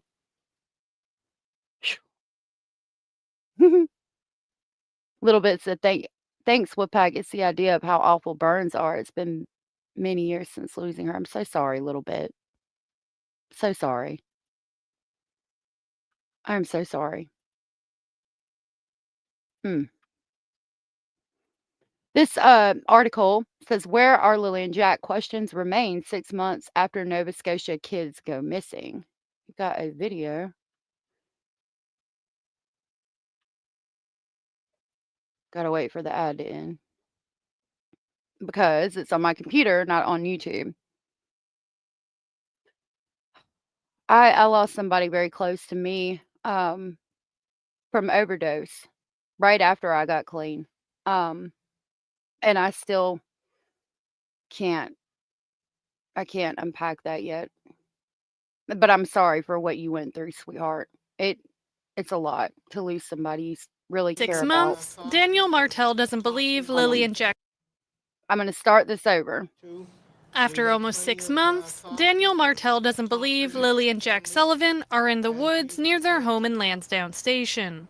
Everything's been searched at this point, so I think everyone's just looking to, what's the alternate, what could happen to the kids other than being in the woods. The kids are there. Daniel looks very healthy to me. I don't know if it really is him on these YouTube streets or not, but in this video particularly, he looks very healthy. He looks like he's doing a little bit better. His eyes are bloodshot because he was obviously crying. I appreciate the fact that he is out here searching. If he is talking to people on YouTube, I appreciate the fact that he's the one talking to people as well. And he was at the vigil. I mean, that speaks volumes for me, especially considering that Malehya was not. Hey, Mimi. AJ said, "Oh, I just heard today a piece of the blanket was on the back step and then ended up in the tree." That's what I'm kind of looking for information on. We're going to see what we can locate. Other than being in the woods. The kids were reported missing from their home in Pictou County on May 2nd. Since then, there have been extensive searches with cadaver dogs brought in and RCMP combing through more than 800 tips and over 8,000 video files. Despite little results, Martell says he's doing everything he can to advocate for the kids. I'm just trying to keep the public informed as much as I can. And I don't know if I'm the best voice to be speaking for Lily and Jack, but I'm still going to do it anyway and for the kids. Martell was one of many who attended the silent vigil at Stellarton's RCMP detachment to mark Jack's 5th birthday on Wednesday evening. Many of who came with the hope the event will keep the story at the forefront. For the maternal aunts of the kids, the last 6 months have been difficult, especially with speculation and accusations online about the family. Absolutely miserable. It's a nightmare that I wish we could just wake up from, and I wouldn't wish this on anybody. Vigil organizer Kent Corbett says the event is an opportunity to show support to the family and bring the community together. We can let the family know that Pictou County and Nova Scotia and beyond are not going to rest until we find answers and bring Jack and Lily home. Pictou County's warden adds their disappearance has significantly impacted the area, but cautions against speculation about the case. They belong to all of us. It takes a village to raise a child. Well, it also takes a village, the whole county, to protect these children. For Martell, he's touched with how many people came out for the kids. People are still standing here in the cold just, for Lily and Jack, especially Jack on his birthday. Angela Capobianco, Global News, Stellarton, Nova Scotia. I will read this article real quick on it, but I wanted to show you. This is what I hold on. Lord have mercy, that thing started going in my ear. This is what I have on the pink blanket from the RCMP specifically. It says on May 2nd, family members took part in the search for Jack and Lilly and located a pink blanket. And then we have the number 25. It says on May 15th of 2025, I had a conversation with Corporal Tickchuck detailing a pink blanket being found in the search area belonging to Lilly. I also read their tax action report dated May 5th of 2025. The following is a summary. So it says CST Gannon and CST Mason were at Jack and Lily's residence on May 2nd of 2025 around 4 p.m. when Haley Ferdinand, Haley Murden Smith, Hayden, and Hayden's girlfriend came out of the woods to say they found a pink blanket in the woods. It says 2025. I think it's supposed to be 2024. I'm not sure. In a tree on Lansdowne Station Road, they showed a picture of Malehya and Daniel, who confirmed the blanket belonged to Lily. They drove Haley, Hayden, and Hayden's girlfriend back to the location where they saw the blanket, and they seized the blanket. Corporal Martin and his police dog were called to the area. He took photographs of the blanket. He walked for about 1 kilometer in the area with his dog on an adjacent trail. They did not pick up a scent to complete a track. The other part of the blanket was seized from Malehya and Daniel's house. It was located inside a trash bag at the end of the driveway. Corporal Gannon and Corporal Ticknuck seized the blanket and compared it with the image of the blanket seized from the residence. She believed they were pieces of the same blanket. Corporal Tickchunk checked to confirm it was the same blanket. She drove to the location where the blanket was seized. She confirmed it was exactly 1 kilometer from Jack and Lily's residence. And then it goes into the Walmart and Dollarama video. That's all that I have right now on the pink blanket specifically. I don't, if it's a YouTube video, I have to be careful about what I play, but I did see something that I can try to pull up. I don't trust Daniel, but at least he seems to be trying. He's done more than Malehya. That's where I'm at with it. I wouldn't go to the birthday thing when the guy putting it on has a YouTube blaming her for the last 6 months every night on YouTube. Plus, they say killer goes to them sometimes. I didn't even think about that. I know Kent Corbett, though, has been out riding around, putting out missing flyers for them and all of that. Interesting. I didn't know that. Exes, men are the worst with social media and drama. Oh, yeah, before we read this article, I'm going to ask you to twinkle, twinkle, baby. Come on, players, stop hating. Stop hating. Start participating. Start participating, Star. Come on, twinkle, twinkle, baby. Twinkle, twinkle. That means hit the thumbs up, please. I wish I would have kept count of the amount of flowers I made. In my opinion, they are polar opposites. Daniel's trying hard, and Malehya appears not to be trying at all. Rachel said, my thoughts right now are that Daniel isn't a great person, but that doesn't mean he did something to the kids. Exactly. Boom, boom, boom, bop, bam. And at this point, it could be he wants to find them to prove that he didn't. Both of the families are goofy. I agree with that too. So this is from 3 days ago, and it reads, for 6 months, a county in Nova Scotia, the province, and the whole country have wondered what happened to Lily and Jack Sullivan. The 6 and 5-year-old siblings were reported missing from their home on Lansdowne Station, Nova Scotia, home in rural Pictou County on May 2nd. The children's family has told social media and police, according to court documents, that the brother and sister wandered away that morning. Here are some key updates in the investigation. The family reported that 6-year-old Lily and 4-year-old Jack had left the home on Gerlach Road in the early morning hours of May 2nd. Daniel Martell told Global News Lily and Jack were home that morning with him, his partner, and their baby. When they noticed the children were missing, he said the family immediately ran outside to look for them. Police launched an extensive search involving agencies from across the region by ground, air, and on water, using search and rescue volunteers, drones, police dogs, and helicopters. The search covered 4 square kilometers of heavily wooded rural terrain. 6 days in, RCMP said they were scaling back the search because the likelihood that the children were alive was, quote, very low. They said, we're not packing up, we're not giving up. And the provincial government has offered a reward of up to $150,000 for information that leads to the children being found. Disappearance has been added to the province's major unsolved crimes program, which the province said is a quote tool to help police in major unsolved crime cases.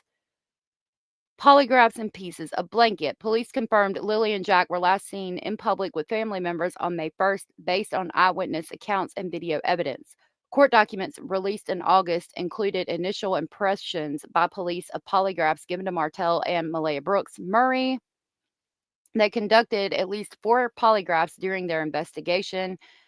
Martell's indicated he was truthful. The test of Brooks Murray found she was truthful when answering specific questions, although the list of questions is redacted. An unidentified investigator's comment included at the end of a section on the results of the polygraph says, quote, at this point in the investigation, Jack and Lily's disappearance is not believed to be criminal in nature. The documents also confirmed that investigators found a second piece of the pink blanket that belonged to Lily in the trash. The first piece was found a kilometer from the home in a tree on May 2nd. On May 4th, another piece of the blanket was seized by police after it was found inside a trash bag at the end of the driveway. According to police, in June, they said all scenarios are being considered. There were 11 units working on the case, including behavioral sciences group and the Criminal Analysis Service, in addition to the National Center of Missing Persons and the Canadian Center for Child Protection, saying we are committed to doing what's necessary to locate Jack and Lily and advance the investigation, which may take longer than we all hoped.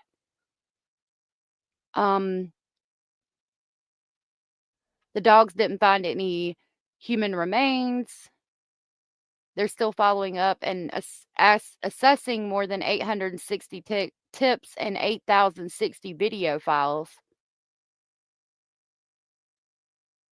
That just talks about what she said in the Please Bring Me Home thing that we just read. Their goal, Nick Oldervier, the co-founder of the nonprofit group Please Bring Me Home, said their goal was to shake the tree when it comes to the investigation. Quote, maybe it implores somebody to send a tip if they know something or the search efforts continue and they're in the woods, he said. Daniel says that he doesn't think they're in the woods, stating, quote, I believe at this point in the case that they're not in the woods and they didn't wander into the woods, he said. He also said, I think with all the accusations and allegations thrown out there, and people don't see me as the most liked person, I guess, hatred runs wild and speculation runs against me, he said. Quote, speculations run wild, but I'd like everybody to know I'm working with the RCMP's Major Crimes Unit almost every day just trying to figure stuff out.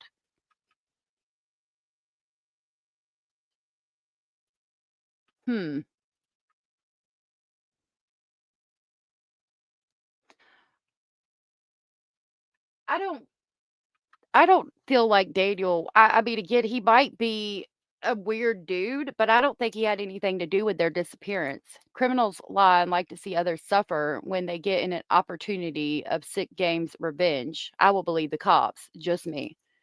I mean, I could see that. I used to be a criminal my damn self, but um, I don't think that Daniel would intentionally hurt her to that extent. Okay.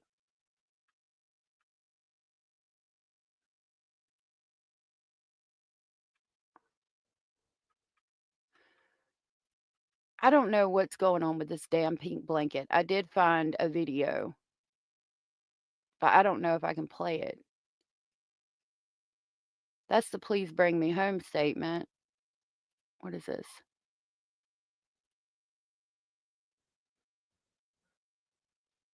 D. That's going to be in the statement. Lily had an LOL doll blanket at the same time she dragged around with her. It was a blanket she used for sleeping before she got an actual bed. She didn't want it anymore, so Daniel used it to stop the draft from under the door that wasn't properly installed. Malehya took the blanket from the door because the weather was getting nicer about a week before, and she threw it in the garbage. There was already a piece missing from it when she did that because Daniel ripped it off when he put it up. We knew that. Where is this video? What does this say? that was Lily's. That was a portion of the blanket, correct? Yeah. I'm not sure on the exact time on that. That's from the Drunk Turkeys show, I think. Okay, hold on. Let me drop her link. My bad, Miss Lady. Hold on. This is from Reporter Room. Thank you guys for letting me know. Okay. Mike said I would bring Daniel and the ex-Cody in for a poly interrogation if I was a detective. And I think they did. Oh, really? Okay. Well, I didn't see that, but that's fine. Hold on just a minute because I know where that came from.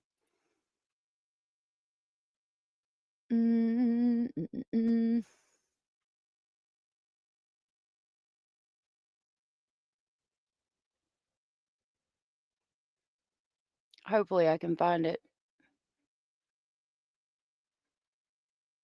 Okay. I mean, if I can use it because I dropped her links and I was respectful. I mean, I'm not afraid to go to copyright court and I'm not using it without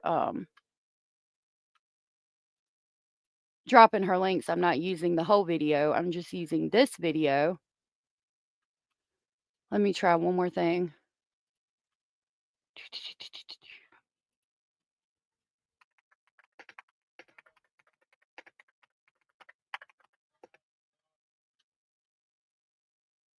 The pink blank in the altercation.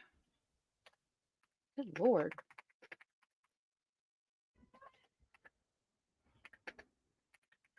Can y'all hear that?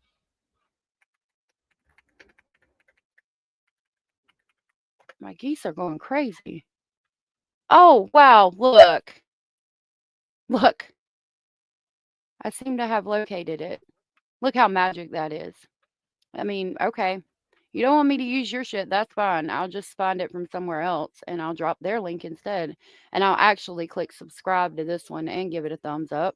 And we'll share their link instead. This is for Hunter S. True Crime.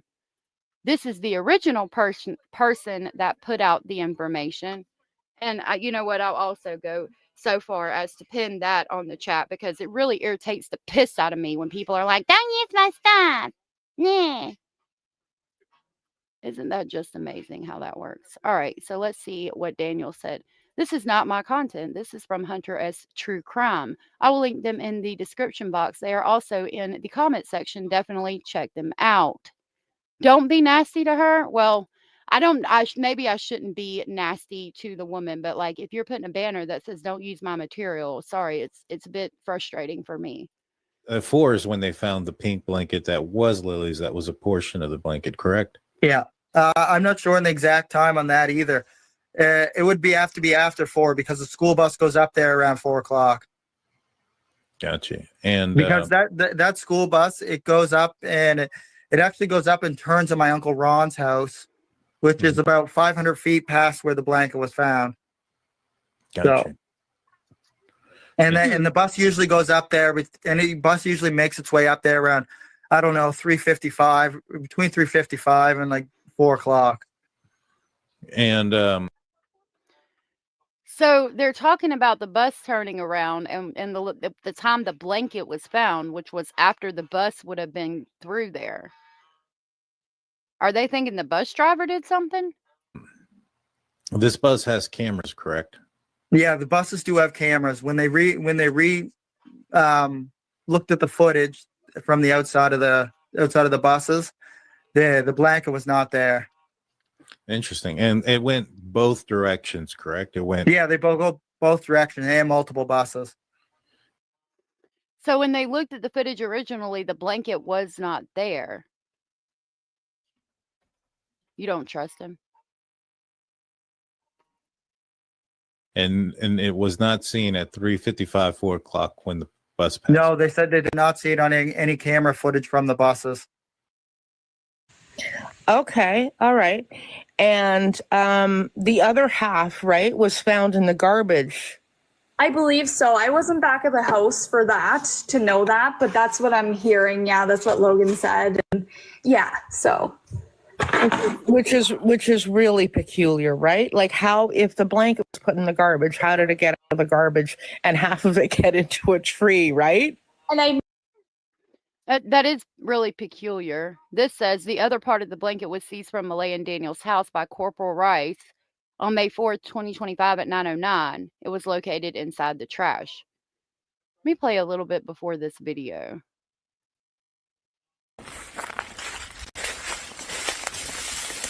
And this is the exact branch. So way higher than 5 feet in the air. It's actually over my head, so it's already 6 feet. That one right there. It's draped over that branch. Okay, so I mean, and like I thought, she got it from the Drunk Turkey show, which I just don't know which one. I'm going to play this video from the beginning. We won't play all of it, but I did pin her link. Cadaver dogs and search and rescue dogs went in the beginning. I can't see Daniel killing the kids and Malehya covering for him to this day. I can't either. I genuinely think they were kidnapped, but by who? It says 20 RCMP were at Jack and Lily's residence on May 2nd, 2025, around 4 p.m. when Malehya's stepsister Haley's stepbrother Hayden and his girlfriend came out of the woods to say they found a pink blanket in the woods in a tree on Lansdowne Station Road, is the RCMP report. So is it correct when it said 2025? Because as we just saw on the document that I just pulled up, which I also got from Niche True Crime, I mean, it says 2025. May 2nd, 2025. And it continues to say 2025. I thought they were mistaken and meant 2024. But the whole document says 2025. And it continues on May 7th of 2025.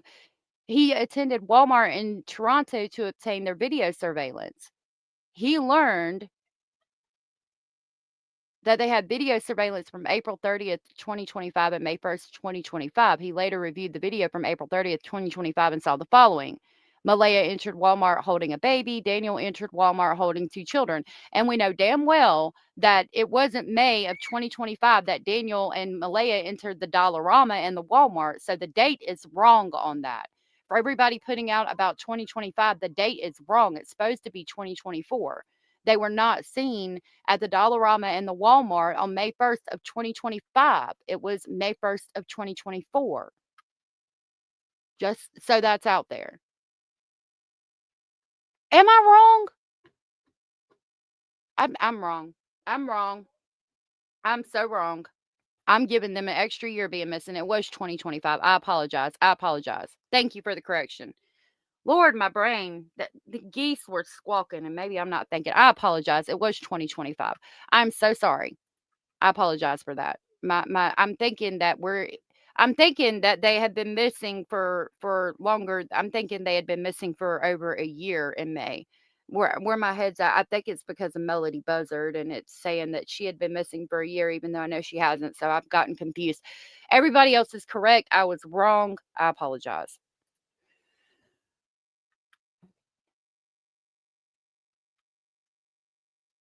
Yeah, so just touching on the subject of the blanket, I've kept pretty quiet. I have a son of my own right, and Lily and Jack are my niece and nephew. But yeah, the subject of the blanket, it was found on a tree branch on Lansdowne Station Road in the evening of day 1. Okay. It was used, or the other part of the blanket was used for a window or a door at the home, and it was thrown out. And this one just ended up on a tree, I guess. But yeah. Interesting. And so you guys, I understand one of you took a photograph of the blanket and took it back to Malehya for identification? Yes, Hayden and I did. Yeah. Okay. And then she said, yeah, it is. And so you called the police who went and, I guess, collected it? May 1st. Yeah, no, the police were already down searching that area, but it was in such an open spot that cops were already down there, and it wasn't seen earlier on. So it's just all a little. That is weird to me that the blanket was not seen in the beginning, but it was seen that evening or that afternoon. They did take a dog to search down there and nothing else happened. Yeah, I apologize. I'm covering too much. They were seen on May 1st of 2025 at the Dollarama. I'm trying to do too much. I'm doing too much. You're doing too much. I'm doing too Mysterious, you much. know?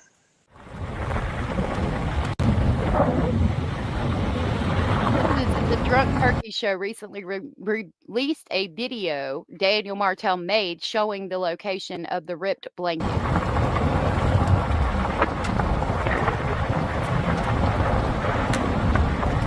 I will grab it.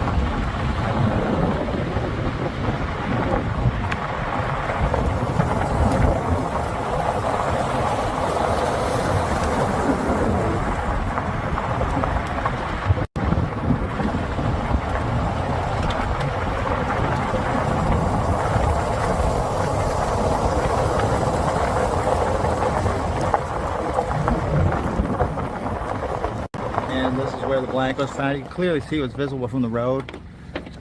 It's like 15 feet from the road. Maybe not even. Yeah, a little more than 15 feet.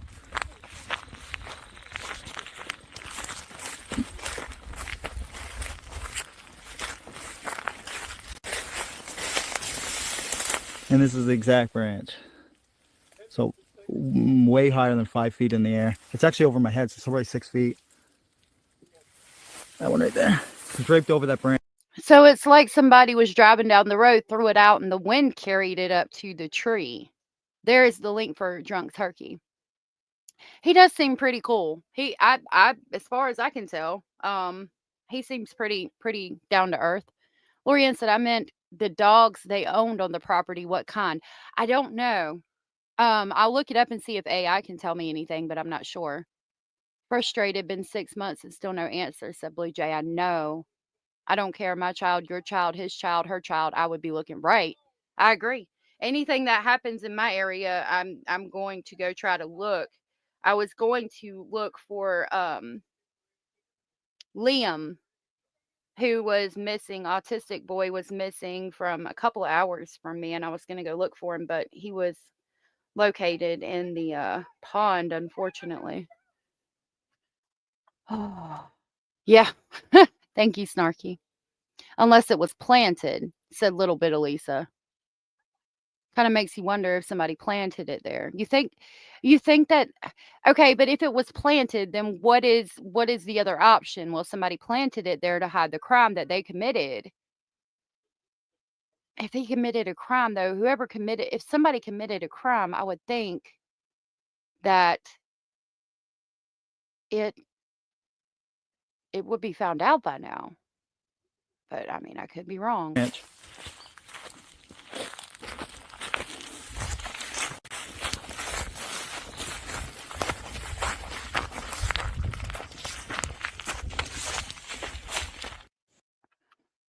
I want to check real quick.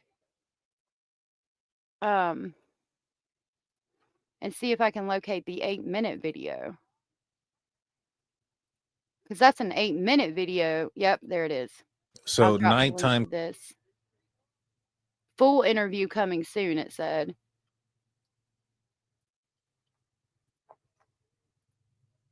All right. So this is a portion of the interview with the Drunk Turkey Show.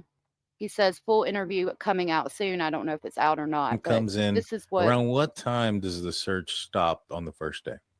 The search doesn't stop on the first day. They go right through the night. Interesting. And when are you notified about a blanket? If we're referring to the blanket that was up in the tree, or Right, just the blanket in general. Well, let's rewind then. So there's been a lot of confusion that you had denied that the blanket in the tree was Lily's that ended up being Lily's. Was there another blanket that was found out there? There is actually another blanket. There's a full pink blanket. I was shown a picture of it, splayed out on the ground. Officer Karen Mason showed me that. She was That LOL blanket, I think it's one just like my girls had, and it's like you know how you can go to, if it's the one that my girls had, it's like you know how you can go to Walmart sometimes and you can get like the real cheap blankets. They won't be like name brand, but it's like that fleece kind of feeling, and sometimes it'll have the little stitching on the outside of it, but that's it. It's like a piece of cut fleece, and then there's like the stitching on the outside.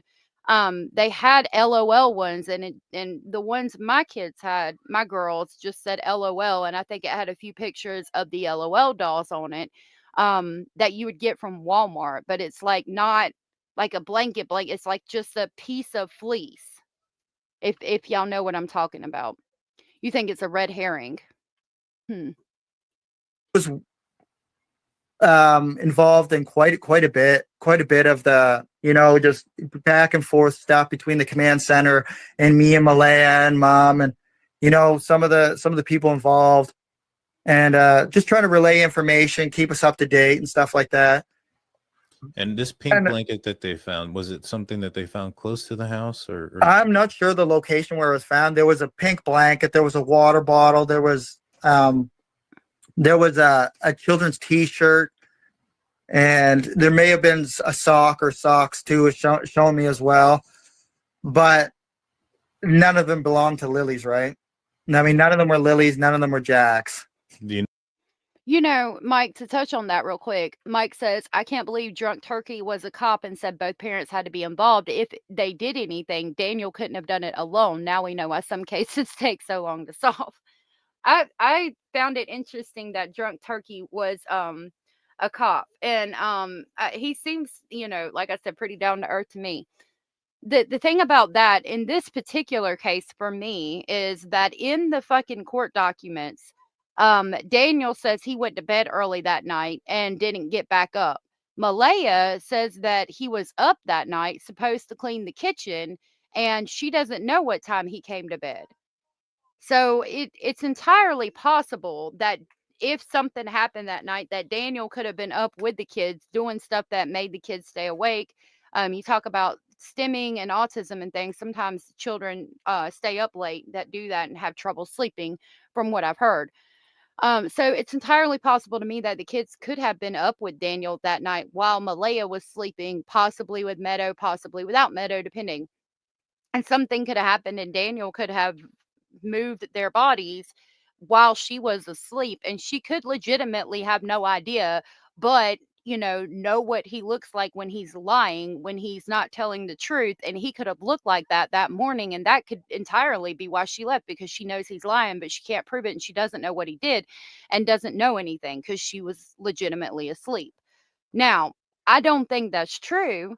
I think that if we were going to go with that speculation, I want to remind you that my channel is called Allegedly Speculating because we speculate.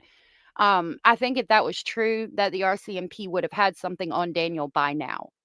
That's just my speculation. And you guys are more than welcome to have your own. You don't think the blanket has anything to do with this? No, that branch is leading down another road or trail. It was, and we'll probably go back to it. Looks that way from here, Mustang. Drinking the wild turkey, is he? But boy, I heard them in the morning too, so she's just as involved if anything happened. True. The Janie said she heard him that morning. Yeah, you're right. She said that she heard them that morning coming in and out of the room. Lily was poking her head into the room. They heard Jack and assumed he was in the kitchen. Janie heard them outside. That would probably be when Malehya and Daniel were asleep, because they wouldn't have heard them go out the door, didn't know they were playing outside. Janie did hear them outside, went and laid back down, which tells me it's normal for them to be outside by themselves, and they wandered off, allegedly. Sorry to run everyone left. I will leave. No, you're fine. Most know true crime don't go by facts and evidence now. No, you're fine, Mike. You're good. I welcome all opinions, thoughts, and speculations, even if you do not agree, especially if you do not agree, because you could make us see something that we don't know about and change everyone's mind. She heard them in the morning. She called at 6, so she knows what happened to those kids. True. I didn't think about that. That's why so important for y'all's comments. I try to read them all. Had to be both because of their statements. Malehya is Daniel's alibi. True. No, all those items were found at the same place, or were they found throughout? I'm not sure where they were found. I was just told that, or any of these items, Lily and Jack's. We found them during the search. Were they photographed together? No, they were not photographed. They were photographed individually. Okay, so the most likely then they were not found together. Yeah. And around what time was this blanket, the full one that didn't belong to them? When was that one found? That was found. It would have been during the daytime. So I remember I was actually standing on the front deck when she brought her phone up to show me.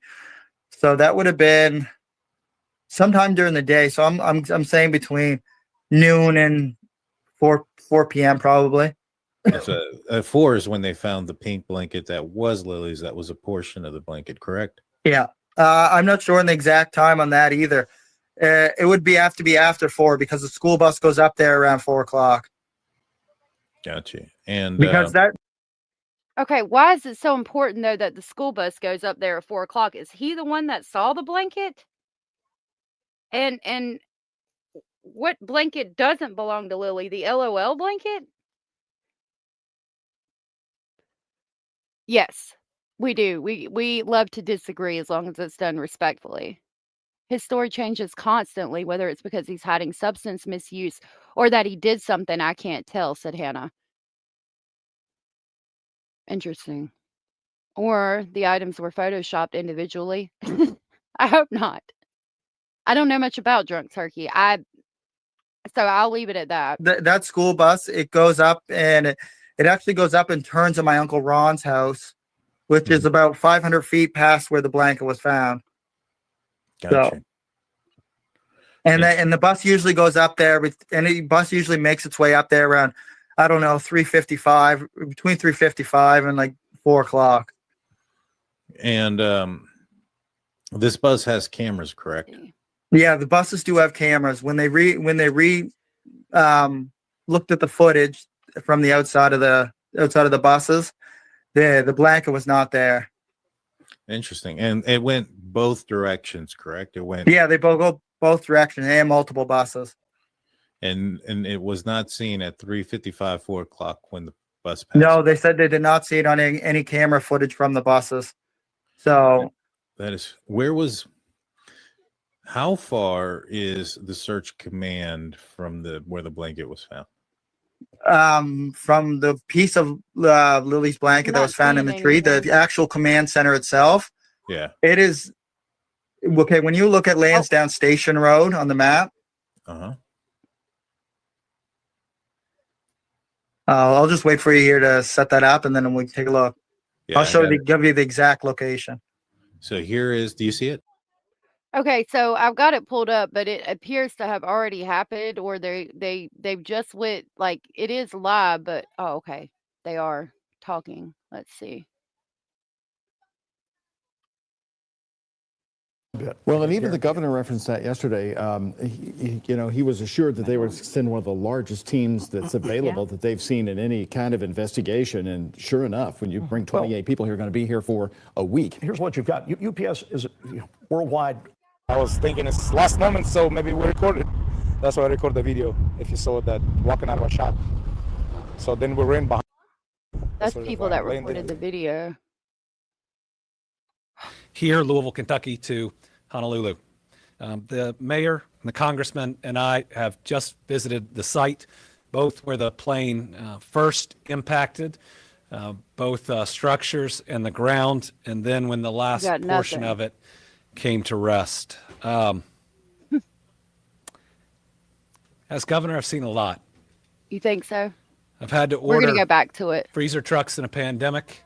I've walked the line of an F4 tornado through my dad's hometown.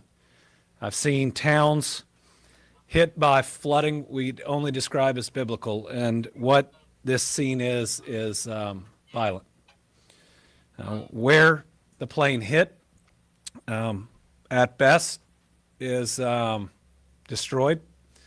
What you see are mangled remnants of what was in its path, completely burnt and blackened. Where the plane hit and where the initial explosion happened, you have significant damage. And then, like a lot of these disasters, just 5 or 6 feet away, not even the paint is disturbed. on another vehicle or another building. As we walked through, there were a couple things that I thank God for. The restaurant, fully intact, could have had a lot of people, could have caused additional losses of life. Those owners have opened up their restrooms that the first responders are able to use, and for that, we're grateful, and I look forward to thanking them in person. The other thing we see are first responders from all over the area working seamlessly. Until you see their actual shirt up close, you couldn't tell one was from one department and another was from a different one. Thankfully, there's been a shift change, and most of the individuals that were out all night heroically fighting a massive fire that is under control with only a few hot spots left. Thankfully, most folks that were out late last night are sleeping if they can sleep, with a whole new group that is out. Why? Because these departments are sending everybody. They are all working together. It's an incredible credit to cooperation. In tough news of the day, our fatality count is now up to 11. I expect it to reach 12 possibly by the end of the day. And there are a handful of other people that we're still searching for that we hope weren't on site and that we hear were somewhere else. The other piece of news is we are moving from a rescue to a recovery mode. We do not expect to find anyone else alive in the area. Because of that, we now move and put the safety of the first responders at the top of the list. And so we're going to have limited operations at night, because if you walk through this debris field, it's very easy for somebody to get hurt. And we want to make sure that everyone on site is safe. Crystal. After disasters, we have lost people. And I don't want that to happen here. Not from a heart attack through overexertion, not through somebody tripping and hurting themselves at night. So these individuals have sacrificed for us. They've shown such incredible bravery, and we're going to make sure that we put their safety first. FBI is joining us today with our special agent in charge. They're going to be working with the NTSB on cataloging the debris and with debris removal.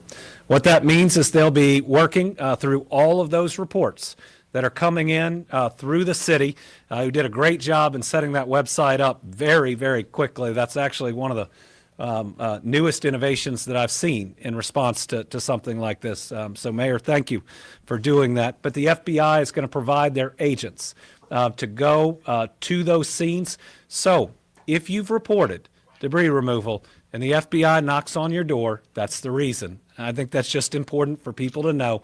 They are cooperating and helping in this investigation, and we are grateful for them, grateful for our special agent in charge. For the 11 that we know we've lost, we're really hurting for their families. We believe that we'll learn that there was one child in those 11, and a young child at that, which makes it all the harder. So please remember that the images of yesterday may fade in people's minds over time, but the trauma that these families that have lost somebody yesterday are going through is going to last for years. And so Louisville and Kentucky are loving communities. We take care of our people. We just got to make sure that we are as strong as we push through this one as we've been through every other one, and we do not forget those that have been impacted. With that, I'm going to turn it over to the mayor, and then we'll hear from the congressman. Thank you, Governor Beshear. Thank you for your leadership since the initial moments of this horrible tragedy, and for the cooperation and partnership between the state and local federal authorities. This is another example, as the governor just said, about how everyone is working so closely together. What we just saw at the crash site is devastating beyond words. The impact and intensity of the wreckage, of the charred wreckage, is unlike anything I've ever seen before, and certainly nothing that I ever want to see again. The vast size of the debris field where the plane crashed in flames is completely heartbreaking. And our thoughts and prayers are going to be with the victims' families for as long as it takes for them to begin the recovery That's a good idea. process, which certainly is going to take a while. We know that they're struggling with profound loss right now with lots of questions. And we are incredibly thankful for the first responders that were on the scene within minutes, and that, as you just heard, are still on the scene, working incredibly hard to identify victims, to provide information, to help begin the recovery process. So thanks to everybody. It's another reminder of how fragile life is and how each of us should give an extra hug to people that we care about today, tonight, and every day and every night. We learned also earlier today that a good friend of Governor Beshear, Congressman McGarvey, and mine is the owner of one of the businesses that has been devastated by this crash. I spoke to Sean just a little bit ago. He believes he's lost some employees, some customers that were at his location. It's just another reflection of the small town nature of this large city, Louisville, that we all live in, and how closely we are connected. And that's why we ask that we hug one another, support one another, contribute to the Team Kentucky Emergency Relief Fund, do whatever you can to continue that help others, starting with the victims' families. That relief fund is Team KY Emergency Relief Fund.ky.gov. And similar to other relief funds that the governor has organized in the past, every dollar donated will go directly to those who have been impacted. We're joining together, the city, the entire state, anyone from around the nation or world that wants to contribute. So the investigation, as mentioned, is underway. We will continue to provide information as it's available. We believe now that we're in the recovery phase, these updates will become a little less frequent. They might be via other means, but we will continue to provide information to the entire community as soon as it's available. And we'll continue to be available for questions that the community has. Again, our Family Assistance Center will continue to be there as long as it's necessary to help the families. And we're so incredibly thankful for the outpouring of support that we've continued to see throughout this day, just as we always do anytime there's a tragedy. Now I'm going to turn it over to Congressman McGarvey. Thank you, Mayor, and thank you, Governor. Thank you, Governor, always for your steadfast leadership in any moment, for always bringing everyone in our Commonwealth together. We are grateful you are here and for marshaling all of the state's resources. Our Mayor, also, your leadership is incredible in this issue. Allison. Being on the ground nonstop, the three of us in communication, making sure federal, state, local resources are here. You all have both been incredible leaders in this moment, and I think it shows who we are. Go home and hug your kids. Go home and hug your loved ones tonight. Go hug your neighbors. This hurts. Yesterday, it was a Tuesday at 5:15 in the afternoon. And it is going to change people's lives in this community forever. The skies over Louisville looked apocalyptic last night. People scared all over our community. Debris falling, ash falling, people sheltering in place. My family, one of those families. Damn. But what the three of us just went and witnessed at the site, it's like a scene out of a Terminator movie. It is burned and mangled wreckage beyond anything I've ever seen. The smells, the sights. These are things that are not going to escape us when we close our eyes tonight. Go hug your loved ones. Check on your neighbors. People are hurting right now. But it's in these moments of pain when I do, like the governor said, see signs of hope. The people at Stooges who were there last night checking on their restaurant, which somehow went unharmed, opening up the bathrooms for people today. The outpouring of food This is when you know you're in the South. I think our first responders have enough food right now that they're going to be well fed for a long time. The emergency personnel, the first responders, the Oklahoma Fire Department, who ran head first into a blaze, the destruction of which we saw today. I can't imagine what it was like, but it was described as hotter than hell and raining down oil. They ran head first to protect, to do everything they could to save what they could. Damn. That's the spirit we're going at this with.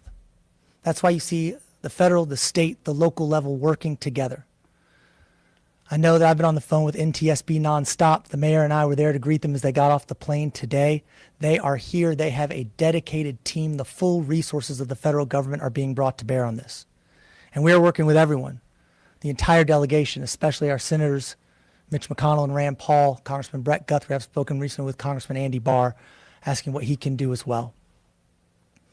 The state, the local groups are assisting the NTSB. They're in control of the investigation now. I think it's important to talk about some of the things they want highlighted. They are going to do their best to get us answers. As much as we're hurting right now, we want those answers quickly. They want to make sure, though, that they're both thorough, that they're right, and that they're showing respect for everyone involved. We will continue working with them and giving them everything they need. They are also asking people to contact the NTSB if you have debris that you believe is from an airplane in your yard. Contact them. You can email them at witness@ntsb.gov. Witness@ntsb.gov. As the governor said, as a special agent in charge of the Louisville office has mentioned, you could have FBI agents coming out to retrieve that evidence. Do not be alarmed. Just like our local and state agencies are working together, our federal agencies are working together. The FBI is working with the NTSB because just as the NTSB is they are experts in reconstructing these types of accidents. The FBI, they are experts in collecting evidence. That's what they are doing. We will continue to work together because there's so much work being done. And I want to call out some of the unseen work being done as well today. The site where this happened is unbelievable. But all around this place, people are working. Yes, it's our first responders. It's the people who are at the airport today. It's the pilots. It's the people at UPS. It's the people who are having to go back to work today and somehow carry on as if it's normal.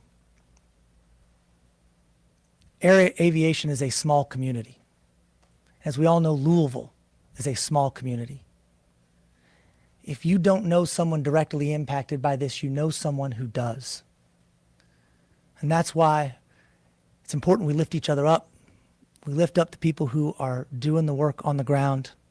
And I know you have the commitment from our incredible governor, our great mayor, myself, and all the agencies involved that we will work together, get as many answers, and get as much relief as we possibly can. Yeah, that's fine. One thing we mentioned, we forgot is JCPS is back in school tomorrow. So, for our firefighters and first responders to render the area and general area safe, at least outside the crash area itself this quickly is pretty special, and everybody is going to benefit from it. We'll open it up to questions. The one thing that we will not do is speculate on the cause, even with videos that are out there. That's what the NTSB is here for. And I wouldn't describe what I'm willing to do as being patient, but I will be reasonable. You can speculate understanding here, but that not they there. do need to gather that evidence, but there is a lot out there. And at least for me as governor, my expectation is this can't drag on for years. We're going to need to get some answers in a time frame to where if we need to take additional steps, we can do that. That's what's important to me. Yes. Governor Alex Capriola with News Nation. You mentioned a child being one of the deceased. Obviously, I know a lot of this is sensitive God bless. and sensitive information. Can you just give us any more context in what a child might have been doing in this sort of commercialized area of business? And then on top of that, if there is anything else you could tell us about the victims and maybe... So identities of the victims will be released by the coroner. I will tell you that the coroner was on the site removing bodies as we were there and as we were leaving. And so that process is moving right now. I will say that the condition may make it a little more difficult to identify some. That may take some testing. But I'm certainly going to convey, having all of us been through an incident where we lost a friend and it took a long time for us to hear, that it's really important to get that news, especially to the families, that while they want to be 100% sure, being 98% sure is enough to start talking to these families and letting them process their grief. I think most of these families have been generally identified, have shown up looking for their loved ones. And then what this business is both people can come looking to purchase parts. They can also sell different materials there. So this is probably a family or part of a family that was here with the parent doing that part of either the buying or the selling. Any of the deceased, anyone that was already in the hospital or anything like that, or is this? I do not believe any of the new numbers that we've announced today are in the hospital. I believe those 2 individuals are still in critical condition or are still in the hospital but have not passed away, at least to my knowledge. Mayor, do you know how many businesses are affected, either damaged or closed, and if there's still victims? So we don't have an exact number for you, but given the large area that's closed off right now, restricted for emergency vehicles, there are significant numbers of businesses that are impacted. You just heard about One Stooges, that's a restaurant right there, but there are a lot of other operating. River Metals is across the street there. Lots of businesses all along that street that, while they might not have direct damage from the incident, their business right now is not accessible. We need to let our first responders do that, but of course we're going to try to let businesses get back open as soon as we safely can, consistent with the investigation. Right. Kentucky Petroleum getting bought out. Yes, and also we've been talking about the other business that is in the path of the destruction, both Grade A auto parts that we were just talking about, where we know the owner. Then there was also Kentucky Petroleum that has a new name, I think, as a result of some ownership change. I believe it's GL Environmental. So that's the same company, but a different name. We were on their property as well, viewing some of that horrible wreckage. What else can you share about the person who you do know who owns the business, Grade A Auto Parts, you were just alluding to, and the connection that you guys have to him? Is a personal friend of the 3 of ours that we've all known for a while, and he is in grief for the loss of employees, of customers, seeing his business literally now having gone up in flames, being charred ruins. We'll be there for him as friends, and we'll be there for all of the businesses that are impacted in their ownership group and their employees, just as we are for the victims of the family. Again, tragedies like this impact so many people in so many different ways. That's why we continue to encourage people to call 988 to seek other help that we've provided the phone numbers for if people want to talk to somebody. This has an impact far beyond the victims who were killed by this fatal tragedy. Let me add, if I can. The mayor advised me as I arrived today whose business it was. I've been there. I've taken a tour of it, seeing how the operation works. He works there with his sons. They take their dogs to work. Got a lot of great employees there. He knows everyone that's on that lot, and I just can't imagine how this feels for them today. And Governor, moving into the recovery mode instead of the rescue mode, how is that impacting the emergency personnel? Are numbers going to be going down? Yes.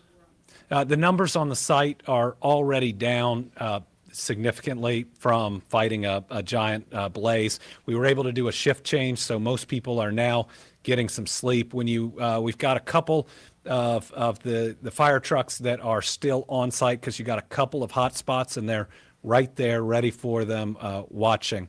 You'll now have more personnel from NTSB and others that are on.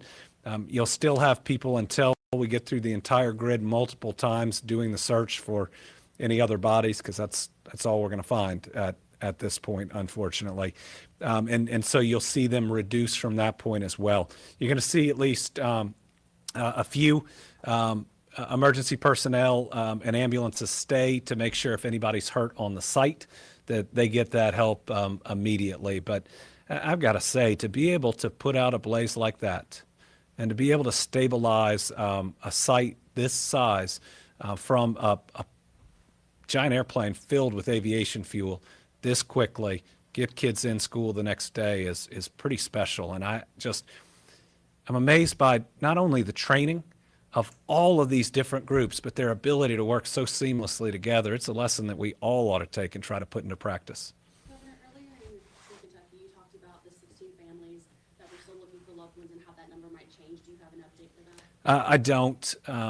I'm hoping some of them have found their loved one. Again, I think the number 11 is going to increase. I hope it doesn't increase significantly. Anybody else? All right. Thank you all very much. And Thank you guys for the compliment. I have not, but we're speaking to all the different agencies that are involved. We're getting everything we need from the federal government. So, no criticism. As long as we get the help we need, that's all that matters. No D, no R, just all of us showing up, doing the best we can for our people. Thank you all. Thank you all very much. I That was wraps just up the typing. live news conference at the Louisville Airport. Louisville Mayor Craig Greenberg, Congressman Morgan McGarvey, and Kentucky Governor Andy Beshear. That news conference beginning just a little while ago, and we are on the air with you here on WHS 11, WHS 11 Plus. I don't. It upsets me that there was a child that was deceased and them just saying kind of negative things that kind of hurt my feelings. But it is concerning. I didn't know until you guys all had told me. Couldn't imagine just being there on a Tuesday morning and all of that happening. My heart goes out to the families as well. We'll finish out this interview and then we'll talk about Melodee Buzzard and then I'll go. There were 9 and then 12. I think I figured there'd be many more. There's 11 as of right now. 2 are there are some in the hospital in critical condition. There were 16 missing. There might be 15 missing right now. Something negative.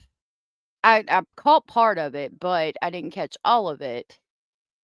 Hold on. They could have just left it at 11 for now. No mean. Yeah, they said there's 11 and could be more, probably more. Something like that. They're still saying it's 16. Not negative about the child. I might have misspoke. They said that there was 11, could be more. I think that it's not necessarily negative, trying to be honest. Not necessarily negative. Still scrolling. Something was said right here. Why does this man continue to use awful words to describe a dear friend? What if they're watching? I couldn't hear that part because my headphones died. So I thought they said something they might not have said. Somebody said a child died who was probably with their parents trading parts or buying parts, selling parts or buying parts at the auto store, which is sad. I don't think it was necessarily what something said about the child, but something. 11 deceased, 2 in the hospital. I knew there was 2 in critical condition, but I didn't know if there was more. And if you think about jet fuel burns. Oh.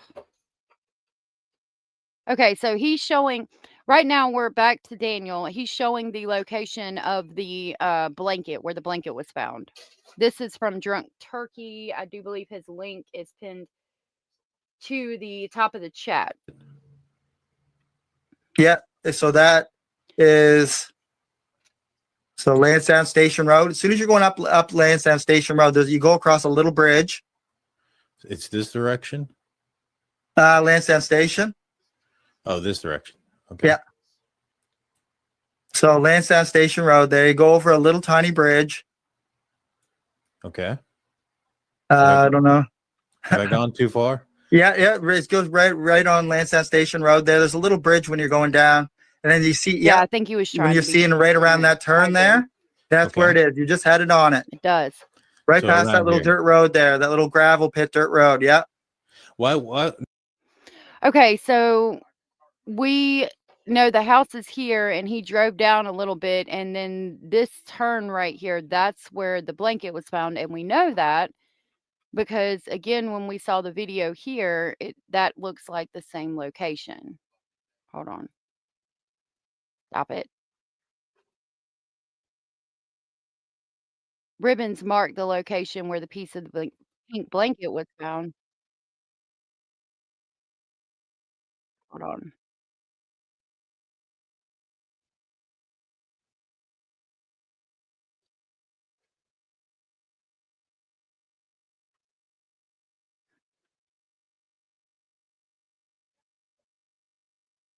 Here's the video from the drunk turkey show. He might show it in a minute. This is where Daniel's driving.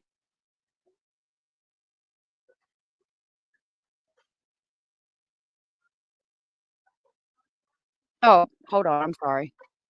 I apologize. I thought that y'all could see it. I forgot to do that. I know you did, and I appreciate it so very much. You did a good job with the map. And he might show this in the video that we are watching.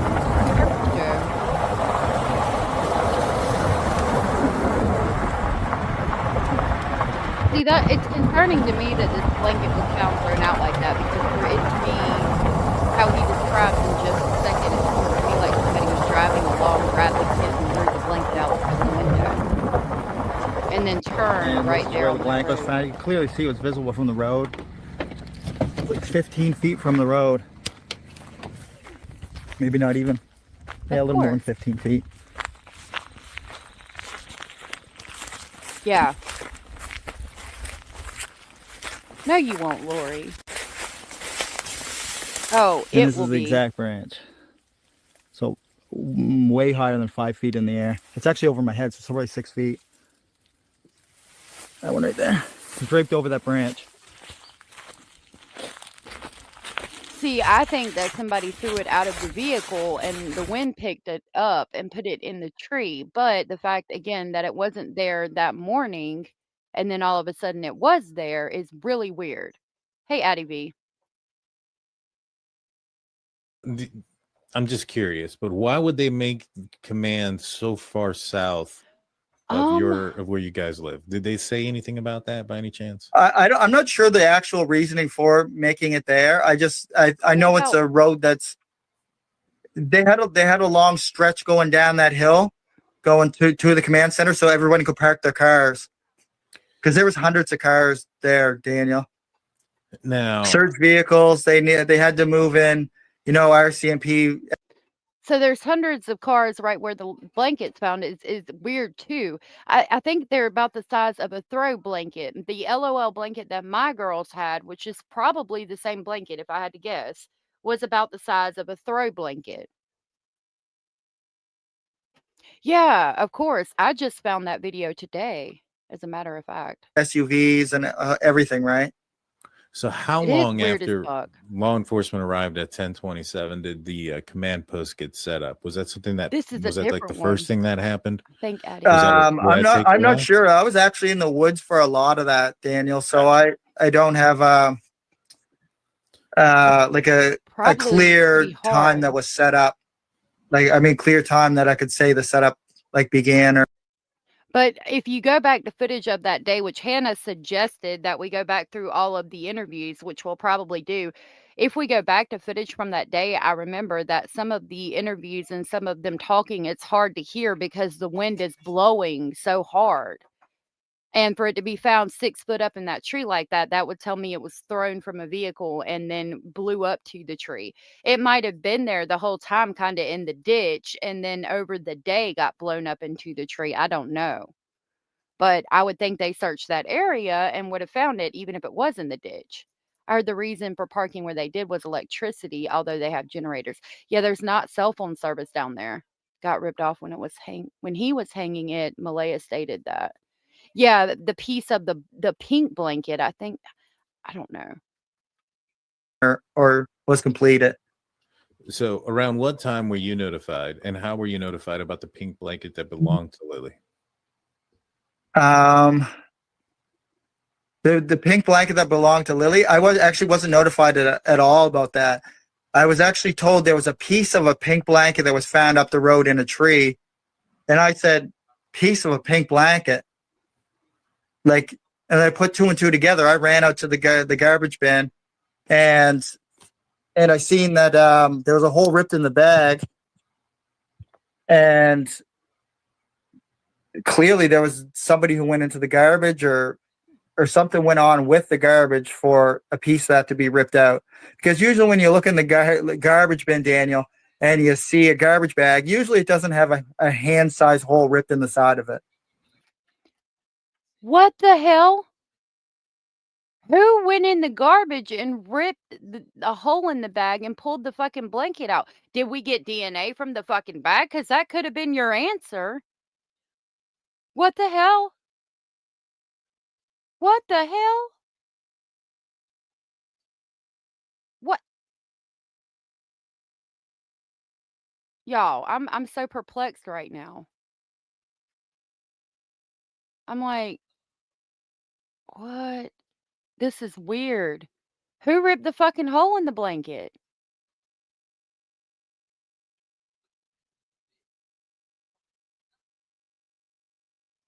What the fuck? Let me back because we had asked about, okay, did we find a used pamper in the trash? The trash had not been picked up that day. It was out by the curb, though. I think it was supposed to be picked up that day. And I mean, again, if you're talking about the garbage and people fucking with the garbage, that's going to make you want to catch the trail cams and any video footage from the area. You're not believing him about this. Okay. It could be. How would anyone know the blanket was in the garbage bag, though? Him and her, exactly. Who would reach down in the garbage, rip a hand size hole in the garbage bag, and grab that blanket out? Nobody would know. Right. Back up and watch his face. Okay. There are people in that area that go through trash and try to find things that they can take from people's property to sell to get illegal substances, allegedly. But, I mean, that would mean you would rip I mean, as somebody who used to do illegal substances, unfortunately, if I was looking for, like, cans or copper or something like that, or metal to take to the scrapyard, Imma pull the bag out, rip the whole bag open, and, like, use a stick or something to go through everything in the bag. I'm not just gonna rip a hand-sized hole out and pull a blanket. You know what I mean? You call your mama, Chuck-a-legs. That's way more important than anything we got going on here, sweetheart. You have a good day, and I hope the call goes good with your mama. Right. See, comments like this from him make me sus of him. This is weird. All right, I backed it up. Two and two together. I ran out to the garbage bin, and Hold on, I'll back it up a little bit more. told there was a piece of a pink blanket that was found up the road in a tree. And I said, piece of a pink blanket?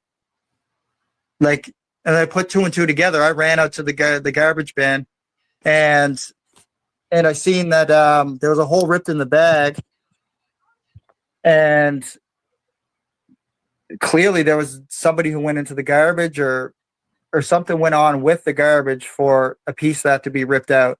Because usually when you look in the garbage bin, Daniel, and you see a garbage bag, usually it doesn't have a hand-sized hole ripped in the side of it. That's interesting. I think he could be being snarky, but we do have some of the documents, and it's never mentioned in any of the documents I saw. Like the first thing that happened. Was that I'm not sure. This again is not my video. This is the Drunk Turkey Show, and I've dropped him in chat. You don't get much for half blankie these days. No, you don't.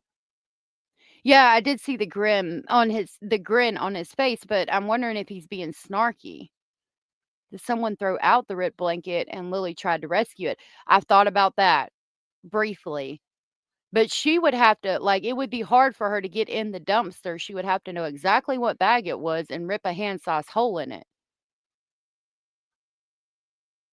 Maybe. I was actually in But the I don't woods for know. a lot of that, Daniel. So I don't have like a clear time that was set up. Like, I mean, clear time that I could say the setup like began or was completed. So around what time were you notified, and how were you notified about the pink blanket that belonged to Lily? The pink blanket that belonged to Lily, I wasn't notified at all about that.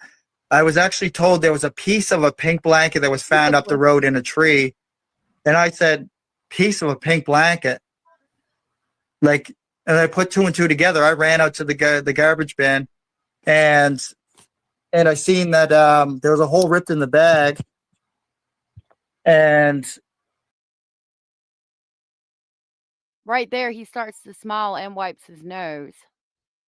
But, I mean, to be fair, I would probably I would be like, "Listen to this shit right here," like, thinking in my head, "Listen to this bullshit," right? And I might have the same reaction, like, smile a little bit and do something, but it also shows deception. But, I mean, he might be thinking, "Listen to this shit. Tell me this shit's not odd, right?" And then proceeds to tell him what happened, like, that could be what he's thinking in his head. so I ran out to the garbage bin, Right and here. I He looks away right there, kinda starting to smile, not really yet. seen that Right there, he started to smile. He looked away real quick, started to smile. and There he I goes, looked seen that away, starts to there was a hole smile, ripped in the bag, and wipes his nose. clearly there was somebody who went into the garbage or something went on with the garbage for a piece of that to be ripped out. Because usually when you look in the garbage bin, Dan, See, right here, he's smiling, but he's also being snarky saying, "When you look in the garbage, there's no reason for there to be a hand-sized hole in the fucking garbage bag." You know what I mean? I don't like that smirk on Daniel's face, like being smug about the fact Lily and Jack are missing. I get what you're saying. Wiping the nose does seem sus. I'm not a behavioral analysis, but all I see, that grin seems off. The grin seems off. Hold on.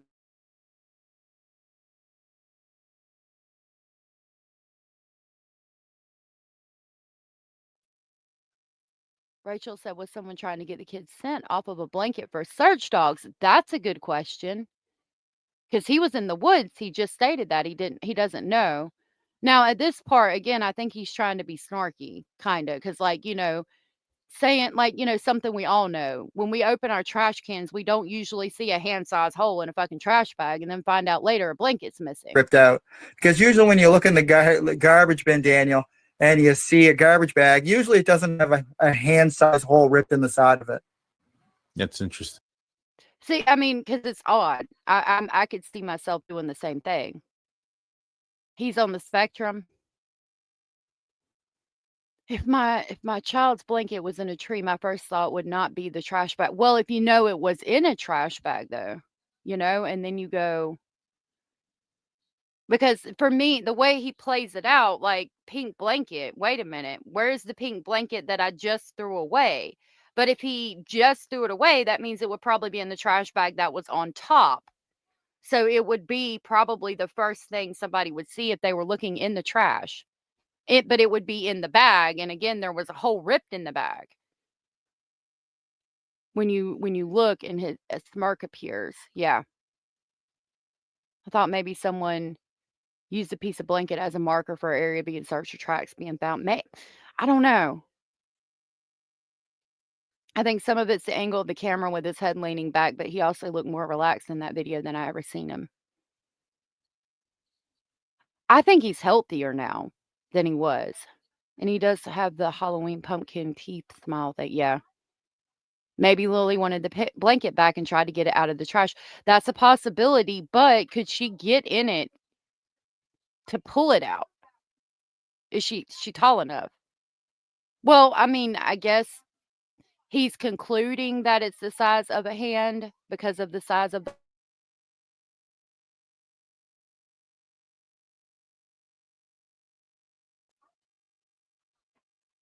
In my opinion, I think the hole in the bag happened when it got put in the trash because it's a really ratty looking wooden trash bin and it was super heavy bag. A hand size hole, I think DNA, but that's because, right. Did they test it? I don't know if anyone remembers, but originally Daniel denied it was Lily's blanket, and Malehya was the one who confirmed it was. I remember reading that. Yeah. Now, the pink blanket, when they told you about it, did they show you a picture?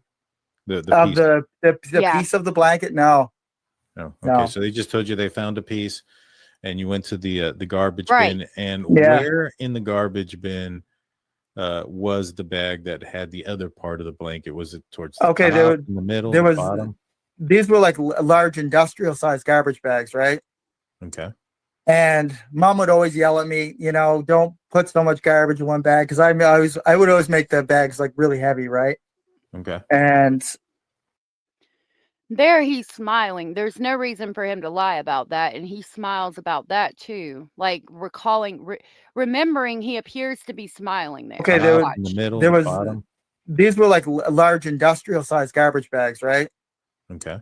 And mom See, there he starts to smile. He's recalling a memory. would always yell at me, don't put so Right much there, garbage in one smiling. bag, because I would always make the bags like really heavy, right? Okay.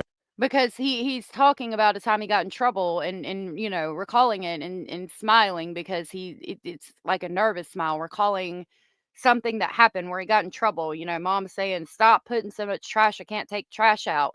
And he keeps shoving it full. Because the blanket was used to stop a draft from a door during the winter, and it was getting nice outside, so they threw the blanket out because it was old, worn out, and not it wasn't a blanket that the kids used like that. It wouldn't be a hand side holes because you have to stick your hand in and pull the blanket through. Also, it was the only bag in the bin.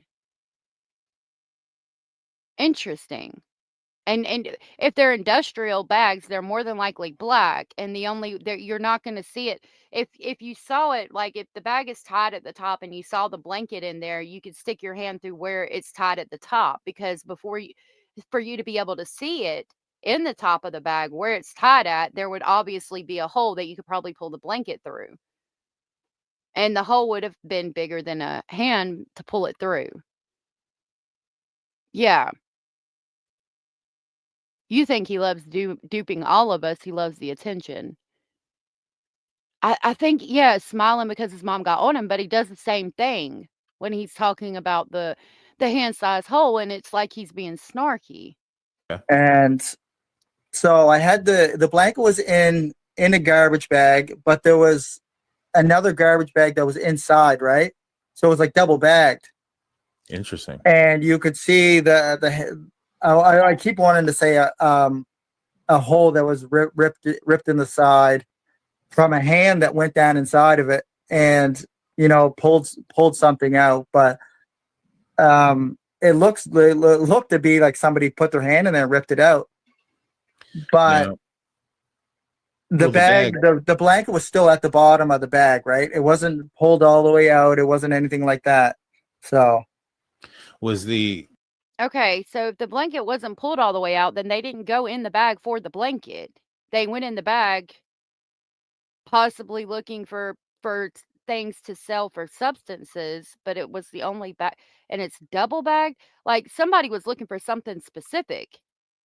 Y'all realize he's hitting his THC vape and probably relaxed and has his jack-o'-lantern teeper. I didn't know he was hitting a THC pipe, but considering what the fight was over when Malehya left, I hope and pray to God that he's doing THC. Please, please smoke some pot. I would be forever grateful if you just smoke pot for the rest of your life, Daniel, and never do anything else if you were, because I've been on some serious shit too, and it's no fucking joke. I hope to God, because he looks healthy. I hope he is just hitting some THC and trying to relax. I would damn sure need something, and thank God it's nothing worse. It appears anyway. Kalisa said, in my opinion, this blanket is a red herring. There are so many people all over the property and involved, and Daniel's just trying to make sense of everything, probably getting frustrated. And that's another great point. If you were in this situation, I mean, I couldn't imagine constantly, every day, every moment of the day, just running, playing everything back like a video in your head. The last time you saw them, what did you see? Who was around? Was anything off? What was in the trash? What did you throw away? What have they found? What could be related? Where are the tracks going? Let's go search by the pipeline. And he's saying shit like, you know, I'm 100% sure they're not in the woods because he's already searched the woods to the extent of like going out there every day for months, probably searching. I mean, I definitely, yeah. Eventually, drug turkey and him decide that it is a drug addict that's gone through his garbage bag and stole the blanket to sell for drugs. Wow.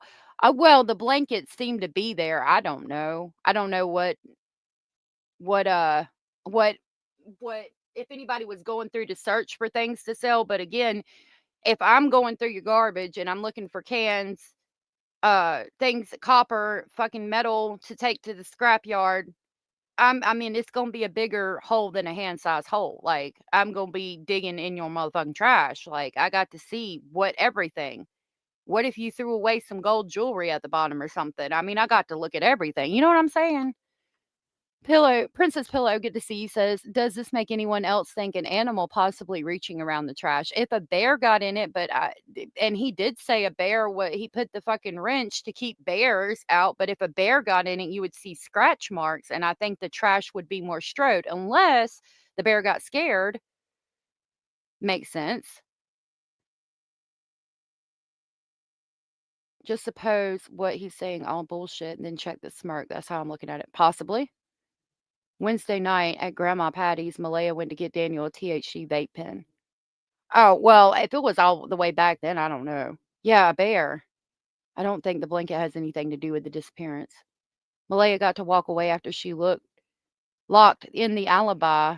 Daniel and his mom had been stuck there, taking the blunt of the force of it all with everybody's frustration.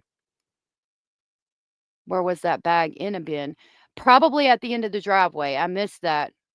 Paint. Could it have been a bear? Yeah, okay. But a bear would get the trash everywhere, you would think, unless he got scared away. But I still think it would have been a bit messier if a bear had gotten into the trash can, even if the bear did get scared away. But there was allegedly a bear in the area because that's why he put the fucking wrench on the door. Was the trash bag in the bottom of the can or on top of like all the other trash? It was the garbage bag. That one big garbage bag. That was like a 60-pound garbage bag, and it was that was the only bag that was in there. Oh, okay. So there wasn't any other trash on top. No, there was nothing else piled on top of it or underneath it. So if somebody opened the bin, that's the first thing that they would see. Yeah, they would be able to see the pink blanket in there. Yeah. Okay. Okay, now I'm confused because you said the pink blanket was in a fucking industrial-sized trash bag that was double wrapped. Like 2 trash bags inside the other, and now we're saying we could have seen it. Well, if we could have seen the blanket, why did we need to rip the hole? What the hell? Stop fucking with my head now. Addie said in the video with the reporter, he lifted the lid. There's a nail sticking up all over. I think it's pretty simple that a nail ripped the bag. I didn't realize that. That makes a lot of sense. I don't know. I don't live in an area where I have to worry about bears to that extent. There's been one around here at some point. I've never seen bear tracks, but allegedly there was bear tracks at one point, but I've never had to like do anything like that. People in bear areas wouldn't have garbage bag just sitting in a driveway. They would have it contained. Well, I think it was in the bin in the driveway. But really, that's interesting. Can you imagine you threw away a random blanket a week later, you in the middle of a major crime scene and you are being interrogated and you barely remembered? True. Why did so-called kidnappers steal a blanket? True. Unless Lily had the blanket and they grabbed her and threw it out going down the road. But perhaps. No, that you're right, because we were using them to clean up. I have a roll like that I had my hands on earlier. They are hard to rip. But see, now you're fucking with me because here he says that if you look in the bin, the first thing you're gonna see is the pink blanket. But you just told me it was in a bag with a hand-sized hole in it, and the bag was double thick. So what are we doing? I'm confused now. Why are you fucking with my emotions, Daniel? And it was that was the only bag that was in there. Oh, okay. So there wasn't any other trash on top. No, there was nothing else piled on top of it or underneath it. So if somebody opened the bin, that's the first thing that they would see. Yeah, they would be able to see the pink blanket in there. Yeah. Okay. And so What the hell? it seems like in the documents that it alludes that they showed you guys a picture and that you guys confirmed it. Was that, if you didn't see a picture, do you know if Malehya did? I'm not sure if she did or not. I have no idea. All right. Well, that was the issue with the pink blanket from the drunk turkey. Rhonda said, I think Jack and Lilly took the blanket, was going to have a picnic. The blanket was cut in half. One was for the window and one was for the bottom of the door. Makes sense. But could Lily get in the bin to get the blanket? Said that Lily no longer wanted that blanket. Well, true, but I can't tell you how many times that I've thrown something away my kids no longer wanted and then cried afterward saying they did want it. He's a manipulative person, even if he didn't do anything to the kids. So he comes across that way, in my opinion, no matter what. Possibly. Yeah, it is. It is all a big mind fuck. It really is. Thus, well, he said it was a 60-pound bag, so I don't know. Daniel's kids were there the weekend before, and they did the packing of backpacks and picnicking at their little cabin. Makes sense. A pink herring, said one sunny day. With 3 little ones, no way, only 1 bag in a week. Wait, why would there be a hand-sized hole if you open the bin and you would see the blanket? Exactly. Boom, boom, boom, bop, bam. And why did you tell me that the bag was double thick and there was a hand-sized hole in the bag to get the blanket out, but you would have seen it? Because again, like I had said before he said that, if you tied the industrial size bag up at the top and we could see the pink blanket, if we just opened the lid, then why wouldn't you just reach in the top and grab the blanket out? Why would you rip a hole? Like, if we can see it, then there's already a hole that's allowing us to see the blanket. So why wouldn't we just reach in and grab it? Well, he said that piece of blanket was scrap and it was on the deck railing, not in the trash. Well, the RCMP said there was one found on the back deck and then one found in the trash. We'll dig into it, and I'll locate all the files. We're gonna deep dive all these interviews and shit. We need to go back through this because now I got questions. You led me through the whole damn interview to believe that nobody could have seen the blanket unless they knew the blanket was there, and then you tell me you could see it from the damn top if you opened it. I'm confused and a little frustrated. Daniel, damn it. Kang's Nana said, first, I don't believe Lily wanted to throw her blanket away. Second, Daniel is giving too much info instead of answering the question. Good point. You feel like he's making up the hand size hole, but were the garbage bags ever searched for the children? I'm sure. I would hope. But I also wonder why they didn't take DNA from the bag if that's all very true. Okay, before we leave, I've got 3 articles on um Melodee Buzzard. Melodee Buzzard is currently missing out of California. She is on my intro missing videos from Stolen Spirits, Missing and Murdered Indigenous Women and Girls YouTube. Her flyer was featured on Law and Crime, and it's also at the beginning. We need to talk about her real quick. We've got a path of travel for Nebraska. The Hunter video you show had a picture of the bin at 5 minutes. It's from October 1st.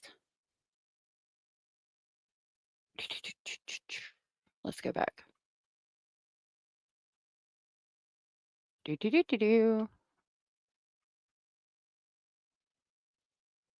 Nope, not that one. I know you can't see it. Hold on.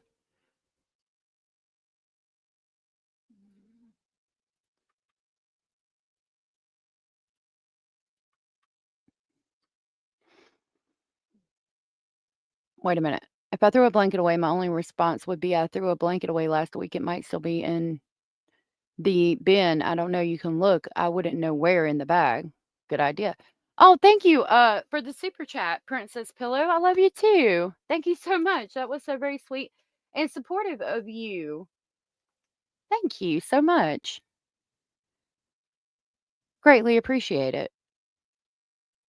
because I'm neurodivergent. Yeah, yeah, my mind's all over the place. So we did see a picture.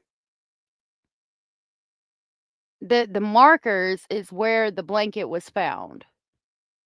They say it's a marker where the blanket was found. That's allegedly a picture of the blanket. I don't know if that's real or not because the way the bottom goes down and comes up like this is weird for me. Okay, and you said like 5 minutes in there's a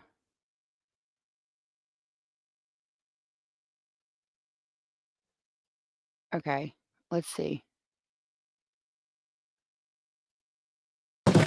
The rest was here in Martel's trash bin.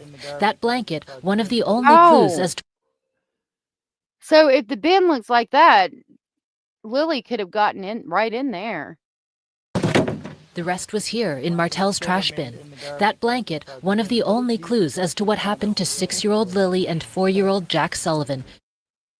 A piece of blanket was also seized from a garbage bin at the end of the family's driveway. Martel says it was the same blanket, but it had been ripped apart and thrown out. I mean, it's mysterious as it is because the distance from the garbage bin to where the blanket was found is almost 1 kilometer. I was actually told. Okay, so if it's a bin like that, Lily could have easily gotten in there and gotten the blanket out. With something wrapped in it to look like that. I don't know. It did. It was weird. So I don't know if that's real or not. Yeah, that bin is not bear proof at all. Like the whole lid's torn off of it. Bro, what are they supplying the cops with rugs and shorted some? What if they are supplying the cops with substances and shorted someone? Lord, I hope not. I mean, we've seen, I don't know. That's a crazy. I hope not. Here in Martel's trash bin. That blanket, one of the only clues as to what happened to 6-year-old Lily and 4-year-old Jack Sullivan. I mean, the trash bin, a piece of blanket. That makes me think Lily and Jack got in it and pulled the blanket out.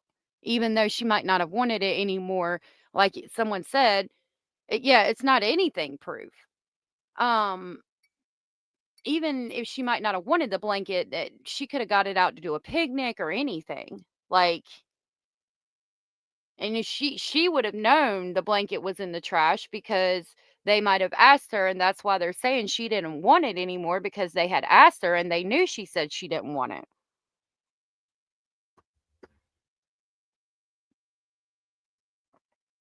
I know, mine does too because we've seen all of these cases so much, but I don't think the kids were ever in there.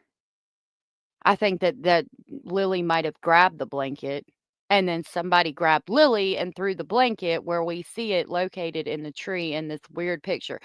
This picture is from A Crime and Shame, and put fucking water. This picture is from A Crime and Shame, and she has watermarked it for her reasons. But the blanket looks weird how it hooks up like this. That appears to be, it's weird to me. To be fair, the branch does appear to come over the blanket right there, but maybe this piece grabbed onto the branch right there. I don't know. They showed a picture to Malehya and Daniel, who confirmed the blanket belonged to Lily. Hayden said the blanket was hanging 3 to 3.5 feet up off the ground and hung like a bath towel. He described it as a pink, fuzzy, girly blanket.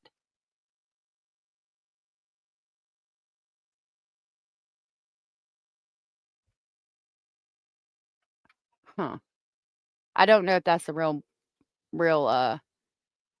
I don't know if that's a real picture or not. It's odd to me how that bottom hooks up like that. Plus, I haven't seen it given out by the RCMP, but to be fair, she appears to have connections with the family that I do not. I don't know. If they were kidnapped, I pray someone is loving and caring for them. Me too. Okay, we're going to talk about Melodee Buzzard before I go for the day. I do have a couple of articles on Melodee. So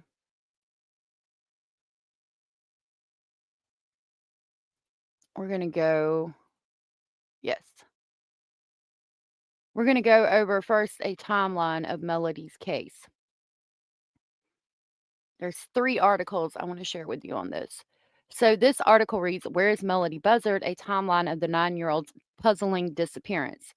Weeks into the search for missing 9-year-old Melodee Buzzard, California authorities are continuing to narrow down when and where in the country she was last seen. Meanwhile, Santa Barbara County's officials say Melodee's mom, Ashley Buzzard, is not cooperating with the investigation.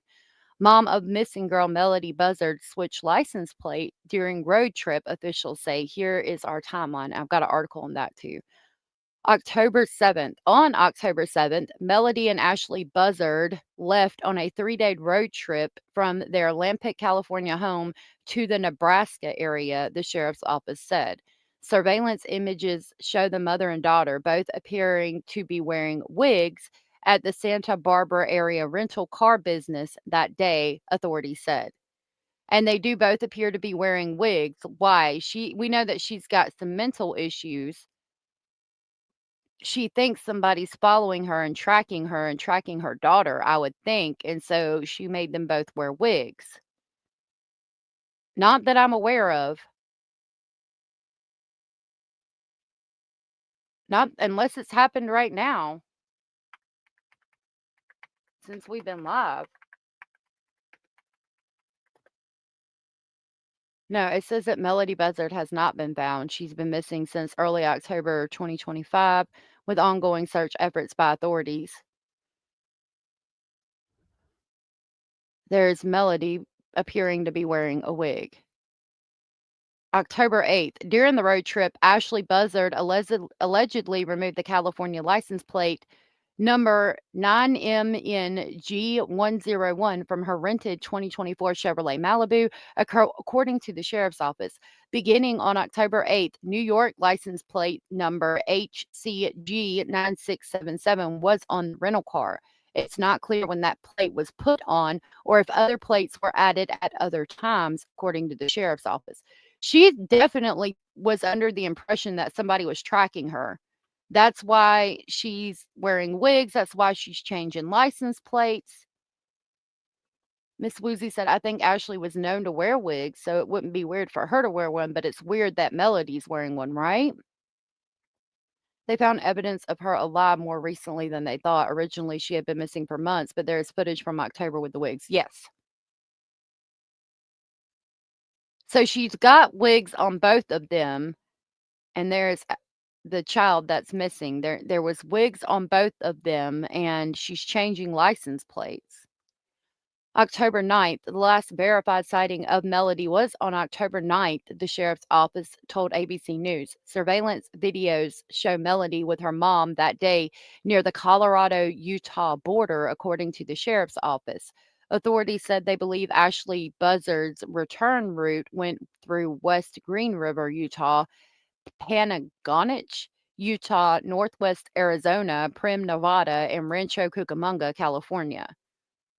So here shows their path of travel. They started in Lampic.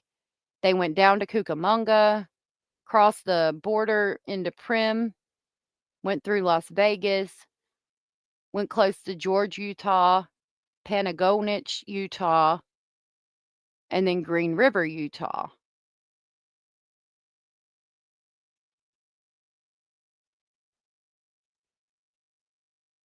That was October 9th and 10th. On October 10th, Ashley Buzzard arrived home in Lampic with the car she and Melodee had rented on October 7th, but Melodee was not with her, the sheriff's office said. Ashley Buzzard's rental car had its original California license plate back on it when it was returned to the rental agency, according to authorities. October 14th, the investigation into Melodee's disappearance was sparked on October 14th when a school district administrator reported her extended absence to authorities, the sheriff's office said. Melodee was apparently homeschooled for at least the last few years, the sheriff's office said. This August, Melodee and her mom visited the Mission Valley Independent School to enroll her in Lampic Unified School District's Independent Study Program, according to the district. Quote, in our independent study program, if a student fails to pick up assignments, the student is referred back to their school of residence, which then contacts the family to complete enrollment. The district told ABC News in a statement. If attendance does not begin, the school follows mandatory truancy procedures, including phone calls, letters, emails, and home visits. When a student or family cannot be reached after these efforts, the school requests a welfare check from law enforcement. Melodee's paternal aunt told ABC News that Melodee lived alone with her mother, increasing isolation. The aunt said in the few times she had seen Melodee, oh, don't you start your shit. Don't start your shit.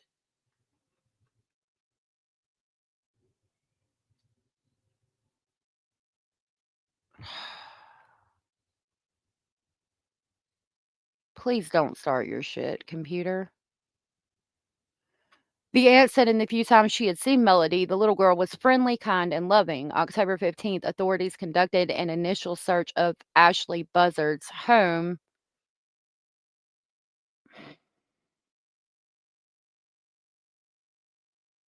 Why you gotta do this?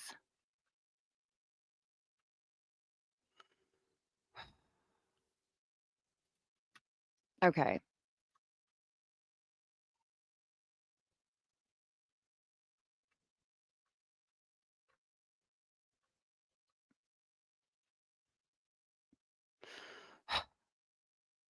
October 30th, investigators conducted another search at Buzzard's home on October 30th, officials said, and they delivered a search warrant. I know that, and that's all we know so far. If this page is going to continue to be a little biatch. Authorities said investigators have also searched a storage locker in the rented Chevrolet Malibu. The sheriff's office urges anyone who saw Ashley Buzzard or Melodee on October 9th or 10th to come forward. Investigators are also looking for video footage from their route. The department said anyone with information can call the sheriff's department at 805-861, I don't know, 4150. Okay. We're going to leave that now since it's being a little freaking biatch. I've driven from Indiana to Colorado in a day. Whoa, that's crazy. Was she seen after leaving home with mom on this trip? Yes, they said that she was seen at going into Utah, but is not seen after that. We started in Baltimore and ended in Georgia. That's cool. I know, it's so fucking frustrating. Like, I want to slam my keyboard right now. You guys are empaths and really in tune with people. You guys are amazing. Okay, so this talks about where she swapped license plates to, quote, avoid detection. It says, in a chilling new twist, in the disappearance of 9-year-old Melodee Buzzard, investigators now believe her mother swapped license plates on her rental car during a multi-state road trip in an attempt to avoid detection as her daughter vanished without a trace. And that is scary to think about. Santa Barbara County Sheriff's Office now asking for your help to help find a 9-year-old girl, Melodee Buzzard. The investigation began Tuesday after a school administrator reported Melodee's prolonged absence. The Sheriff's Office says when they went to Melodee's home, they found her mother, but not Melodee. There's no clear explanation provided for her whereabouts. The last confirmed sighting of Melodee was about a year ago. No, the last confirmed sighting was on October 7th, and now we have one on October 9th or 10th where she's in the vehicle with her mother. Now, her mother, the path driven, they said she could have went to Nebraska. She goes to Nebraska, appears to have Melodee in tow during at least the first part of the road trip, and then comes back without her. We now know that Ashley has mental health issues, and to the extent of possibly like having spoiled food in the refrigerator and expecting Melodee to eat it is what the aunt said, and we're going to hear from the aunt again in a minute. We also know that they were wearing wigs, and she switched license plates to avoid detection, which we're finding out more about now. It makes me think she thought somebody was after her, so what did she do? Did she give Melodee to somebody? If she gave Melodee to somebody, why hasn't that person come forward? Did she do something else, kind of like what the Amish mother did to the children in the lake? Where is your child, ma'am? The department released this photo of Melodee, which was taken about 2 years ago. If you have any information, you're asked to call Sheriff's Detectives. There's the number at your screen, 805-681-4171. A picture that photo, it just breaks my heart. I know. Yeah. So sad. Okay. So investigators now believe her mother swapped out license plates on her rental car during a multi-state road trip in an attempt to avoid detection as her daughter vanished without a trace. Melodee and her mother, 35-year-old Ashley Buzzard, left their Lampic, California home on October 7th to embark on a 3-day trip going as far as Nebraska, according to the Santa Barbara County Sheriff's Office. Surveillance images show Melodee in what appeared to be a wig alongside her mother at a rental car business the same day. The last confirmed sighting of Melodee came 2 days later on October 9th near the Colorado-Utah border. In an update provided by officials on Monday, investigators said they believed Buzzard removed the California plate 9MNG101 from the white 2024 Chevrolet Malibu rental car and replaced it with a New York plate with the letters HCG9677, either on or before October 8th in order to, quote, avoid detection, unquote.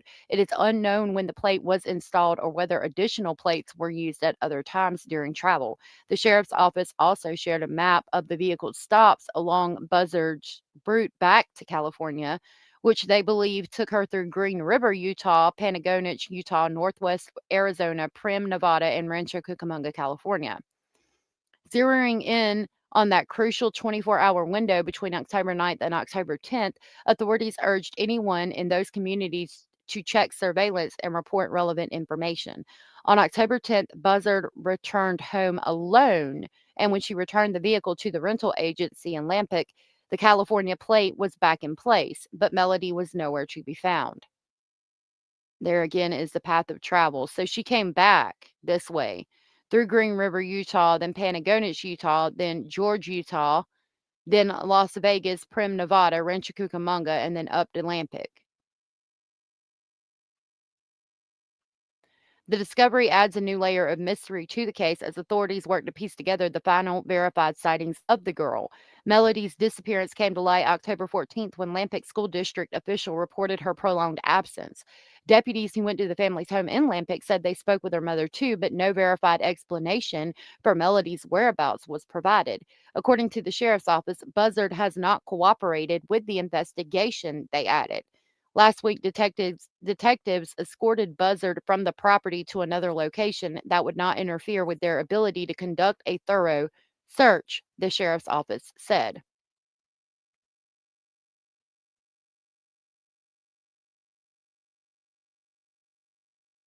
It's a picture the mom gave Ellie, a 2-year-old picture. Yep. What did Addie say? Have Ellie been looking for extending family if the mom was that paranoid? She hasn't. So, yes, they've talked to the grandmother. They talked to her family. She doesn't talk to her family. The picture of Melodee that anybody had, the last one was 2 years old. The father of Melodee died when Melodee was 6 months old in a motorcycle crash. And she has not let that side of the family have a damn thing to do with Melodee at all. It's just been her and Melodee for years. She won't talk to anybody. She doesn't go around her family because of the mental health issues. Her family knows Melodee a little bit, but and I think the father's side saw Melodee, but it's been a very, very long time, couple of years. I did a tiny deep dive on this for a current event paper I had to write for 2 of my classes, but a lot has happened since then. Yeah. It's scary. There's now a reward for her. That's good to know. Bad feelings on this, an old photo makes that worse. She will be found. I must have dreamt it. Not good. I hope she's found alive. What I found odd was the mom has been captured on camera removing missing signs for her daughter, like she doesn't want people to look for her. That would make sense with the mental, if that's true, that would make sense because she went to the extent of wearing wigs and changing license plates, so she feels like they're in danger and somebody's tracking them.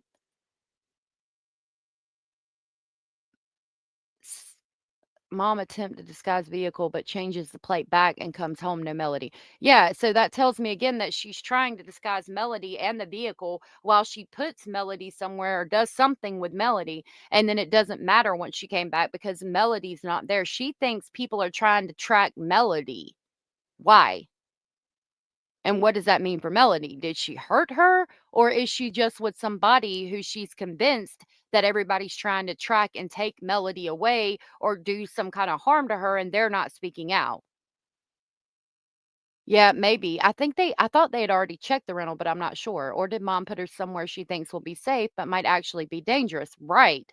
Mom doesn't really seem to be able to make logical, rational decisions, and that's very concerning. Right. I'm so sorry, Jamie. I guess. They have it on video. She thinks somebody's trying to track Melody, I think. Maybe mom's paranoia made her think leaving Melody somewhere would save her. Right, exactly. I'm thinking that's what happened now, but I mean, there's questions with that. Did you leave Melody somewhere alive or did you leave her somewhere deceased? And if you left her with somebody, is that person a legit person that believes your bullshit, the shit that's going on to the extent that they're not going to say anything? Or did you leave her with somebody that's not very safe because you're not mentally capable of making decisions for Melody at this point? Also, some heard somewhere. Yes, it was in an article that mom had friends and family in Nebraska. Can FBI track down who she contacted there? I would hope so. If we have it out in the press, the police have to know. And so where or in what condition did she leave Melody? Exactly. Has she sold her? I don't know. I don't know. Could be right and leaves a lot of questions. Right.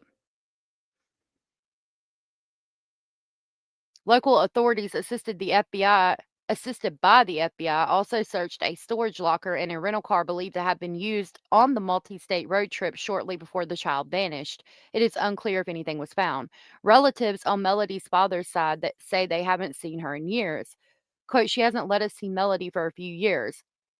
Melody's aunt, Bridget Truitt, told the news. Quote, and all of us have tried, but we never stop thinking about her or loving or praying for her. God bless America. Good Lord in the morning. Stop it. Why do you got to be stupid? Melody is described as 4 foot 6 inches tall, weighing about 60 pounds, with brown hair and brown eyes. She is considered at risk due to her age and the length of her absence and remains classified as a missing person. No arrests have been made. Authorities have provided 2 phone numbers and a web address for anyone with information on Melody's whereabouts. A detective line. I'm about to throw it. I'm about to throw it. I'm about to throw it.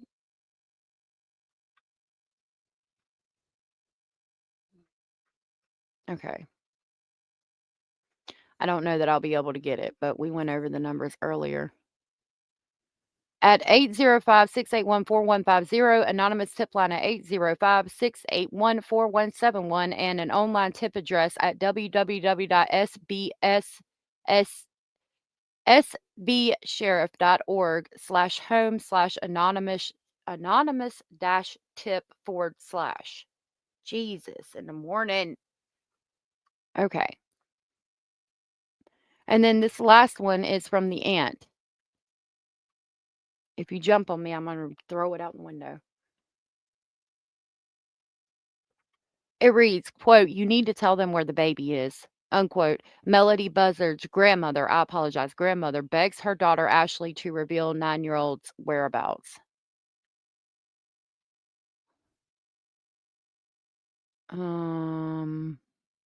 What?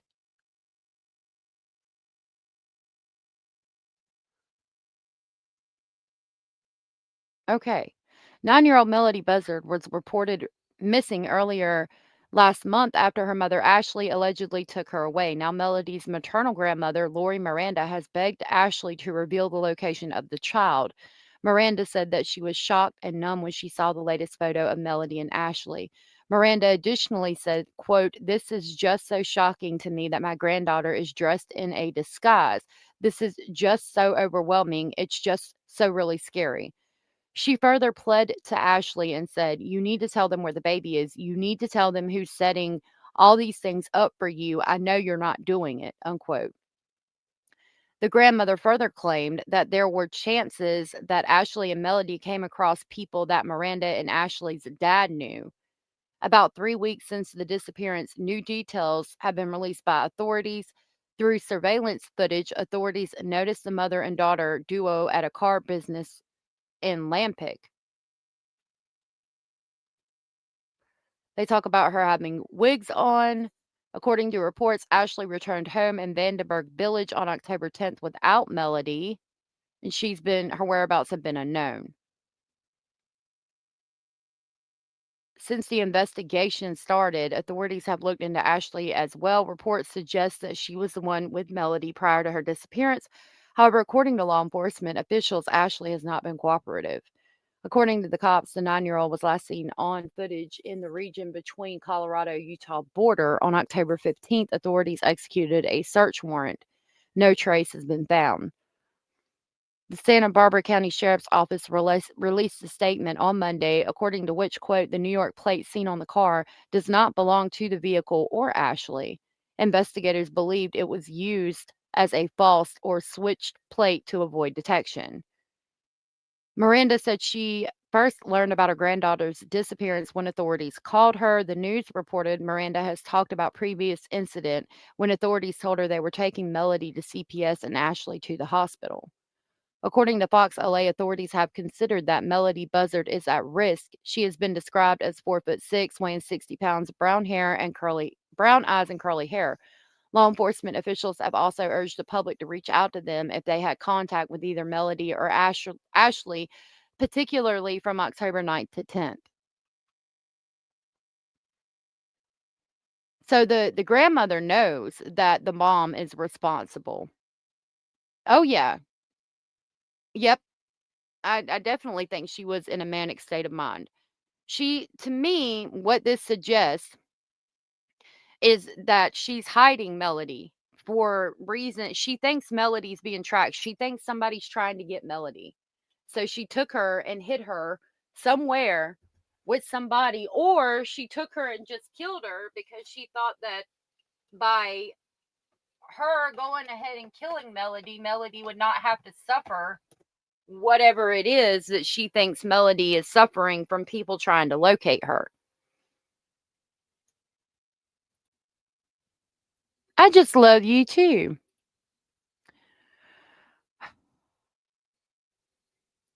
It's very concerning that they're wearing wigs, that they changed license plates. Her mother's definitely in a manic state of mind and knows where Melodee's at, and she's not going to tell. I mean, and then you think about that she didn't have pictures for the past 2 years. Is that because there might have not been phones in the house or something? November 10th. I apologize. October 10th. Yeah, I'm gonna have to go. We've been going for like 4 hours. I'm done. October 10th was what I meant to say. I apologize. Yeah, I'm thinking that she's having a bipolar episode. Colorado, Utah, Arizona. I think it was the Utah. Hold on. Oh, now I'm not gonna be able to pull it up. Utah border. Hold on. Maybe I can find it this way.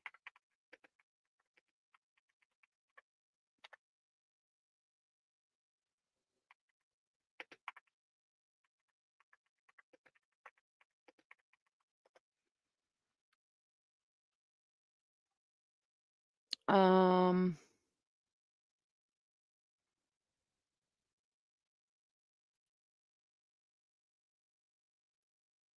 Hold on, I'll pull it back up.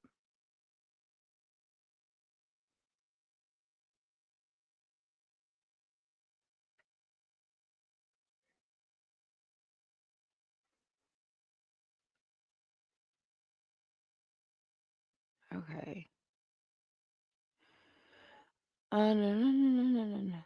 Melodee was last seen along the return route via video surveillance October 9th, 2025 in the region between Colorado-Utah border. Based on vehicle movement, investigators believe the Malibu traveled through the following areas: Green River, Utah, Patagonia, Utah, Northwest Arizona, Prim, Nevada, and Rancho Cucamonga, California.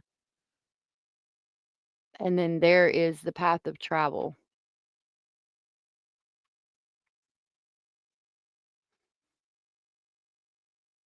Yeah, of course. Reminds me of the story of the dad in New Zealand who hid his kid for 3 years in the wilderness. He was finally caught and shot. Kids are okay physically. That's good.